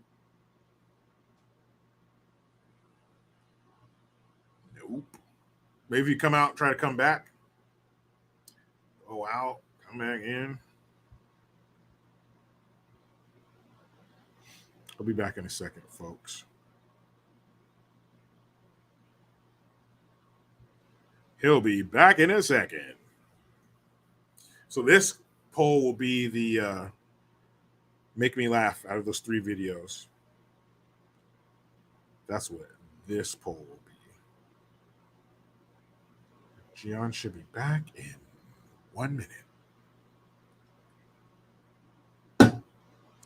Hydrate, people. Just because it's nighttime, it's not as warm as it was today, doesn't mean you don't need to hydrate. Okay? Get your ass to a glass of water or whatever you got. Shit. Water, beer, fucking hard liquor, man. I don't care. A smoothie. Here we go. GION. What you got? No, nothing still. What the fuck, man? What the? Let's try it again. One more again.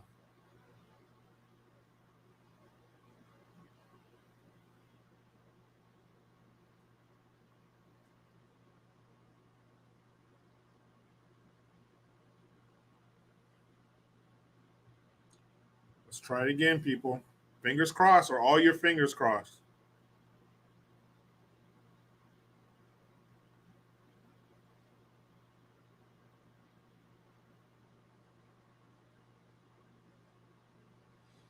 Here we go.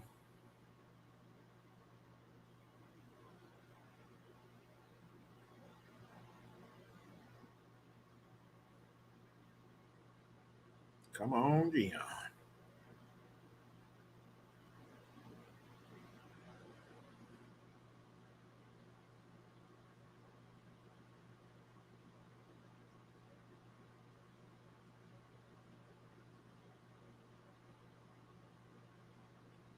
Come on. Hi, Dad.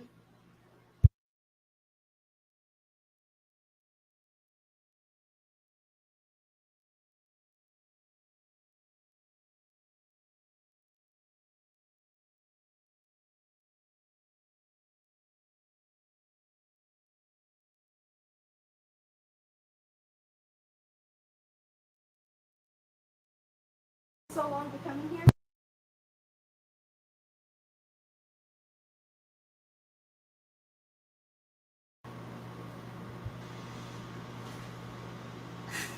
I don't know where GION is. Come back, please. GION. Come back.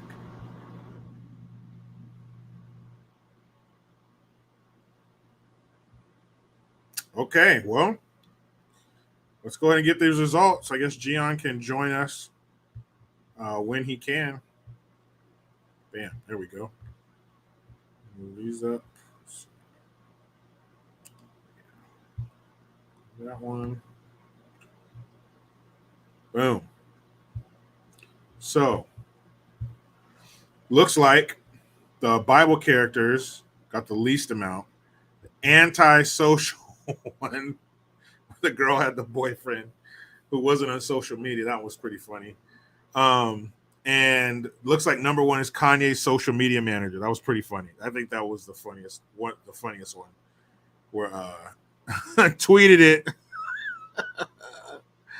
That's funny. John says, "What do your kids make of your YouTube career?" They think it's cool that their dad's a YouTuber, quote unquote. I don't even like calling it that. A content creator. They think that's cool, but they don't know much about it because they're never like because I have the door open right now because I have the AC on. So when they come out here, I can hear them. So if I'm like, going to say a cuss word or something, I'll wait until they go. They come in, say goodnight if I'm out here, around bedtime. But especially my son, he's 7. He don't know shit about what I talk about. But he just thinks it's cool that I'm home all the time. Especially in the summer when he's here too. But they think it's cool. Keeps food in the fridge, clothes on their back, lights in their room. Doing everything it's supposed to, so they better like it. Here we go. Here's GION. Okay. Damn. Yeah, there you are. Yeah, technical difficulties, so hard. So hard, but they're so over right now. So yeah, the 3 was the Bible characters, 2 was the antisocial, and then by a lot, Kanye West social media manager. That shit was fucking hilarious. But antisocial definitely was up there. It's just for me, I felt like Kanye's social media manager was something we could directly relate to in a way. Just because we've seen it so much. But antisocial was definitely deeper. I would pick that one, but Kanye, it's fucking hilarious to me. It's just so on point. So I had to pick that one. That was my vote. And for the other one, Judge Squirrel Brown was my vote. And I just felt that like I was saying before, if I was rudely cut off, was that with that one was just too much of a representation of what can happen with social media. It's not on such a small scale like how we are in our everyday lives. It's on an even bigger scale when it comes to things that really, really are important. That social media can do that to us. And that's just one story, one judge, one story, one courtroom. I'm sure that's going on. Maybe her getting caught will get other judges to fucking snap out of it. But are we going to deal with that as well? Because, not only is it, young people like that in everyday life, but this next generation who's totally, who's known nothing but social media and stuff like that, are they going to be like this in their positions of power? Are they not going to be able to turn it off? Are we going to have a bunch of things missed and not seen, in situations like that because their face is down in their fucking phone? So it's scary. It's scary. But I picked number 2, the Wiz, that Wiz app for the kids, that dating app for teenagers. What a fucking nightmare. Like, come on, man. Who the fuck thought that up? And then Make Me Laugh, I picked the first one, the antisocial. That shit was pretty funny. But, man, that's just the Wiz. And you're basically creating a place for teenagers to go and be together alone, but just on their phone. And that's just a terrible idea. Terrible. Mama, give me my phone. But it has to be coupled with parents like that who let them do it. Who don't keep that shit off their phone, who don't try to keep up with what they're doing. So that's a deadly combination, man. But we've gone almost 3 hours, bro. It's like I'm. Oh yeah, I know. Yeah, this could be one of the longest we did, but I think it is. Shit, it's it's social media, man. There's so much, but we had other because we're so involved in it. Everybody's involved in it in some way. Everybody has a dog in this fight. A big dog or a little dog, but it's a fucking dog, man. So yeah, there's definitely a lot to talk about. And it's in all of our lives. Or maybe it's not ours, but we know somebody, especially if you're a parent or something, your kids are totally fucking wrapped up in this shit, or they want to be. So GION, let everybody know what you got coming up, where the fuck they can, or you can always go to the description box that has all of our links and stuff, but sometimes that's true. Hear from the horse's mouth. Yeah, because I have some stuff that's not in the links. In the links is my YouTube channel, my Twitter, my Instagram, and all that stuff. Like I said before, normally I always do. Instagram is really used for promotional stuff, although I do drop little information things here and there. But that'll take you to my YouTube channel, my Twitter, my locals, all that other stuff. So you can find that stuff there. Facts only is not in there, but I could drop that in the comment section. Facts only, I'm going to be doing that again starting really this weekend and next week. That is going to be, I mean, it's pretty similar to probably some of the channels that you watch where, you know, we're doing videos on different topics and subjects. But I put all facts in there. I don't really give opinions. And everything is done strictly through AI. So the people that you see is all AI. They're not real people. It's very interesting, and it's a good take on it. Yeah, that shit is pretty cool. I like to see that. It's so fucking weird. Like, it's it's not a real person, but they look like a real person. It's some scary shit. But you guys know where I'll be. Monday, locals, Tuesday, Rumble. I'm going to do a live, even though I'll be at my mom's. I'll carve out some time to do a live tomorrow and Saturday. So look for me there right here on YouTube, Instagram at JG Talk. Everything's in the description box. So get in there, check that shit out. Appreciate you guys sticking with us. Stop the Fuckery, episode 11, officially in the books. And like, are we getting better, or like, is that just me?